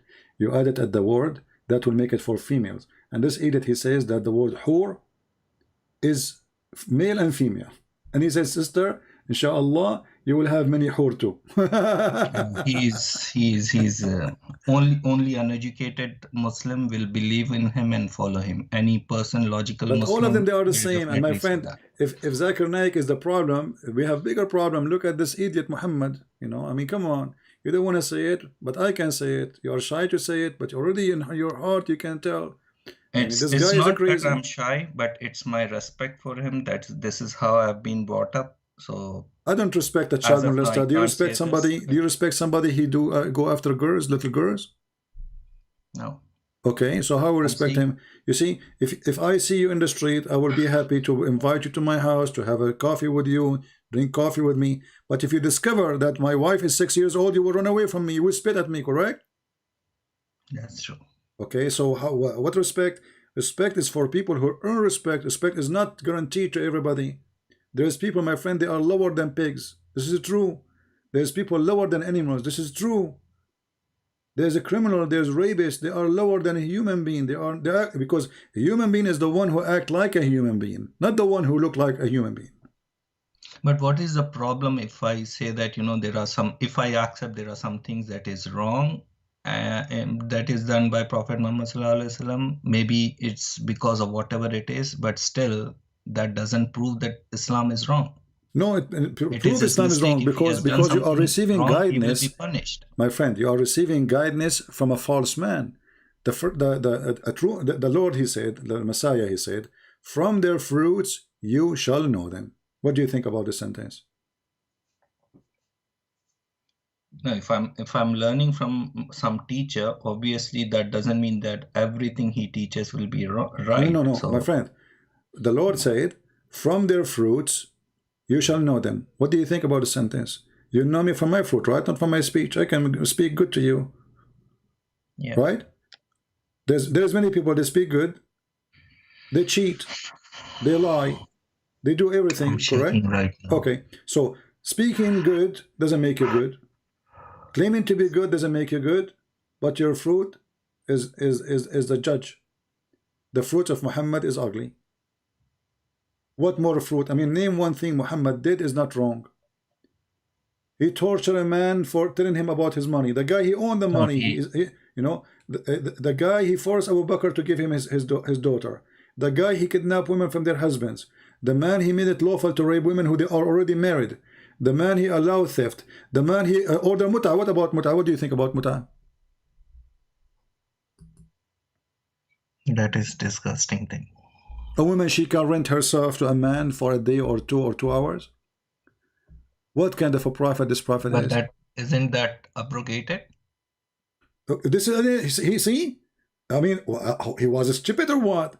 I mean, since when adultery and fornication need to be abrogated? So you allowed it to be. Is it forbidden already from the time of Moses? Correct? No. He if I remember it correctly, there was a situation where Sahaba was in at the time of war. They No, didn't my have friend, their family. my friend, if it's the time of the war, Muhammad he died and there's war. If this is the reason, this is a fabrication, because until now Muslims they never have have war. Name for me one Muslim country is not in war. You're from Pakistan, you have a war from India. Does that mean you do muta? You say no, it's abrogated. So always there was war. Today's war is different than the other. It is the same. It is the same. Secondly, there's no war because a man he came. He said to Muhammad, "Can we do this?" He said, "Nankahu bithawb." This is not a war. He go a women. A war. They go kidnap women from their husband. They do not need women. They bring women with them. When you are in war, you are going to war, and what when war do? They bring malakat al-yamin, the slaves. So they are not short of women. Those are people who they are walking in the street, and then they see a woman, and they say to her, "Do you like to sleep with me? How much? What do you have?" He say, "Well, I have this," and they exchange the service. Is that correct? But if you see the last sentence, Ali made it clear that Prophet ﷺ said the muta marriage has been cancelled. My friend, what kind of a God? Secondly, the God he allowed, Muhammad he cancelled it. Read with me carefully, just to prove to you that when they said to you this about war, it's a lie. They were asking him to be, my friend, they asked him, they thought maybe they can do what the Christians do, like the monks. They don't get married, they don't have sex. Look what, read with me. We used to participate in the holy battle led by Allah Messenger. This is about what? This is a war here, right? Okay. And then he says, and we have nothing with us. We don't have a wife. This is the hadith they are going to mention to you. And they said to him, shall we get ourselves castrated, which means we don't do sex? He forbid us, and then he allow us to marry women with temporary contract. This is the Muslim translation, correct? Okay. How you marry and you are in war? Have you ever heard of somebody riding a horse when he is in war, and now he marry a woman and he is in the horse? No, obviously, but all the time they are in war. To marry a woman. It's talking about if you read this clearly, it says this was during the time of battles. My friend, in the time of battle, you have no time for marriage. You have no time for women, and you are riding the horse. This is not, obviously, they are not in the horse. They are not in war. They are asking a woman. When they are. We say war, that Okay, hold on. Let me ask you. Does the Quran says you take malakatul yamin, you take your right hand possess in the war? Muslims can't take the women slaves, correct? Yes. Okay, so if they are in war, they have women. They are not short of women. But here we are talking. He's talking about a situation when they had no one with them. Before the attack. Okay, let us say for the sake of argument. So they are not in war yet. So why I'm going to rent a woman? Can't I hold myself? So we allow. That's a valid question. We allow women and men. They are Muslims. He is renting a Muslim woman. So we allow a Muslim woman to do jihad by taking off her panty? Oh, this is a mujahid. Tomorrow he will go to war. Can you take off your panty? He will give you $10. That's a valid thing, because I travel to different places in the world for 1 month or 2 months. That doesn't mean that I... My friend, the proof that this is very bad and ugly, he himself, he forbid it later, correct? Why? No, it was during the time of... No. Muhammad war never stopped. Muhammad war never stopped until he died. Muhammad, in the last time of his life, he went to Tabuk to attack the Roman. So his war never stopped. From the first day to the last day. So how he forbid it? Nothing changed. War is war. But people, they start laughing at him. People, they start saying, look at this idiot. He is allowing people to practice prostitution. And not only that, let me show you a surprise before we finish for today, in case you don't want to see. Don't you know that your God Allah, He allow prostitution? But I'll ask you one question. If, as you're saying, Prophet Muhammad ﷺ was so bad, why is he being respected all over the world, not just by Muslims, but non-Muslims? Nobody respects him. That's a lie. They respect terrorists only until now. Until now, my friend, until now. Who respect him? Nobody. We are the Arab. We laugh at him. Every single Arab. My friend. Do you believe in the Quran or not? Do you believe in the Quran or not? Yeah. Okay. The Arab in the time of Muhammad, did they respect him or laugh at him? They respected him. Somewhere, obviously, with evil mind, they were not a single person respected him. That is not true.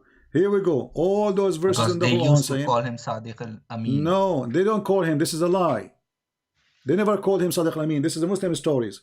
The Arab in front of you, they said to him, this is nothing but a fairy tale. Chapter 6, verse number 25. Chapter 8, verse number 31. Chapter 16, verse 24. Chapter 23, verse number 83. Chapter 25, 5. Chapter 27, 68. 46, 17. 68, 15. 83, 13. All of those, they are saying to him one thing. What you are saying to us is stupid. Not only that, they said to him, if we want to create something like this, like the Quran, we can, but this is stupid. Read chapter 8, verse number 31. They accuse him to be crazy. They accuse him to be mental. They accuse him to be a thief. So when they say to you they respected him, so why they fought him? Why when Muhammad he died, the same day, more than 80% of the Muslims, they left Islam? If they respect the guy, if they believe in him, because he forced them. No, right now, you are from Pakistan just yesterday. Let us show you the respect. Who dare not to respect Muhammad? The guy, he said, he supposedly, and I believe he in the online, I don't think he dared to do so. He insulted the Prophet. They killed the guy and they burned him.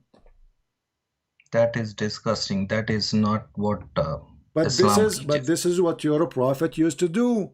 Your Prophet even said, even he to the Muslims, because they are not coming to pray in the Friday, he says, I would love to burn those people, but because Allah forbid burning the ants, whatever, for Suleiman burning. So Ali, he burned people alive. For what? You don't agree with him in the religion, not because they are doing crime. So when you say to people they respected him, that is fear. Your Prophet, he says, I've been victorious by terror from a distance of 1 month's journey. 1 month journey. This is how respected he is. People, they fear him from a month journey. Do you see how peaceful he is?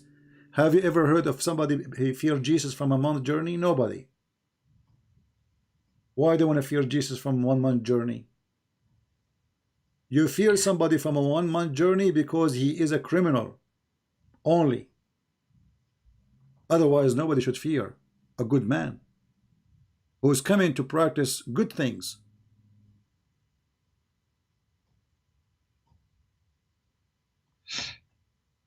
So, my friend, I have a last call to say to you. Be smart and denounce this cult. Leave this religion, because your soul might be taken from you today, tonight, now. You never know. And you don't wake up tomorrow and you are following the devil Muhammad.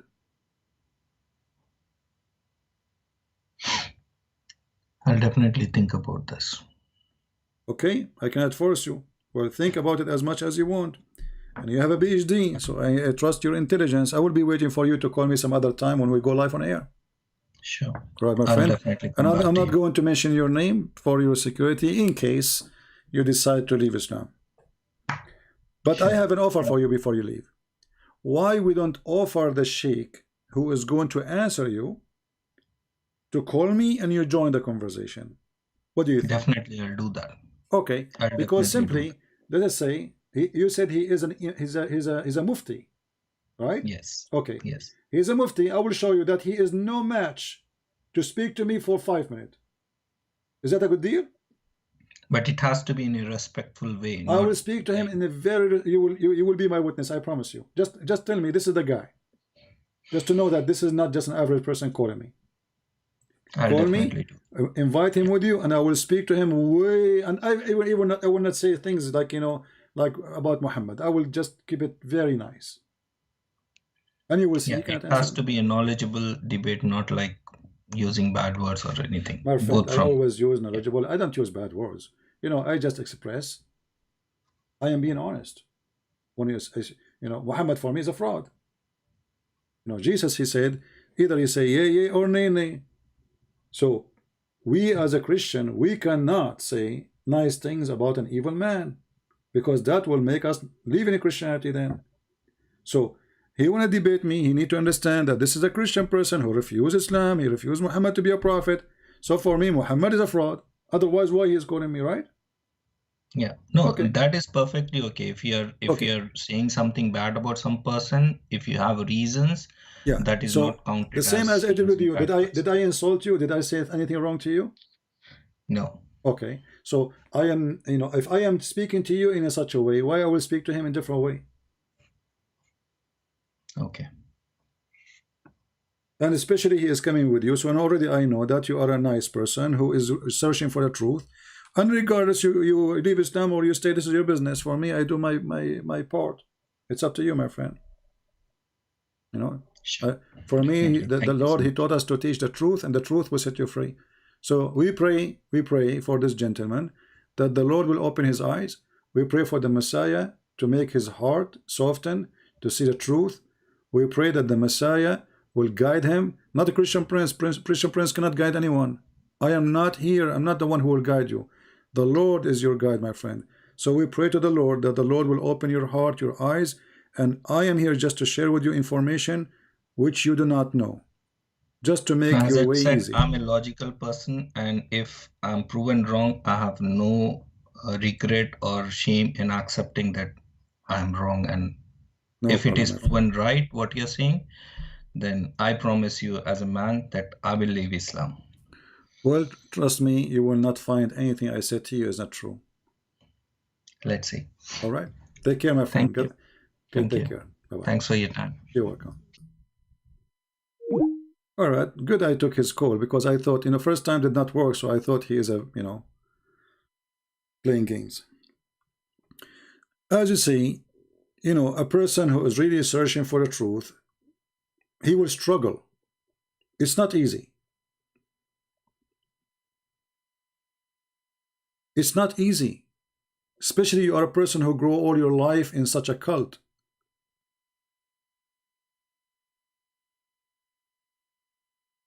But because Muhammad is so bad, it's hard for this gentleman to resist the truth. He is not so bad. He is not little bad. He is the bad itself. For how long he can resist? And now we offer him, and I am the one who offer, to bring his sheikh, the imam, the mufti. He's not just a sheikh. And this gentleman, he said even he was a friend of Zakir Naik. As if Zakir Naik, he came to his house. So he have connection. He knew all of them. Who dare to call me and prove me wrong? We will wait for that day. And I want to say thank you for all of you for being here. I hope you enjoyed what we do. Don't forget to subscribe. And if you are already subscribed, don't forget to unsubscribe, because according to Allah, that will give you blessing. To subscribe to someone is not good, supposed to me. And unsubscribe from him, that will double your deed. So if you want to make more deed, spend the day, just subscribe and unsubscribe, because this is the wisdom of Allah. Same time, if you are a person who speaks other languages, we have my books offered for free in many languages. And lately we publish Sex on Allah, volume number 1 and 2 in Russian, and we have Deception of Allah in Chinese. And for sure we have Indonesian, Malaysian, Albanian, Croatian, you name it, all for free. For the Lord, he says, for free you took, for free you give. I want to say thank you, and thank you for not supporting us, for the Lord is our support. God bless you all.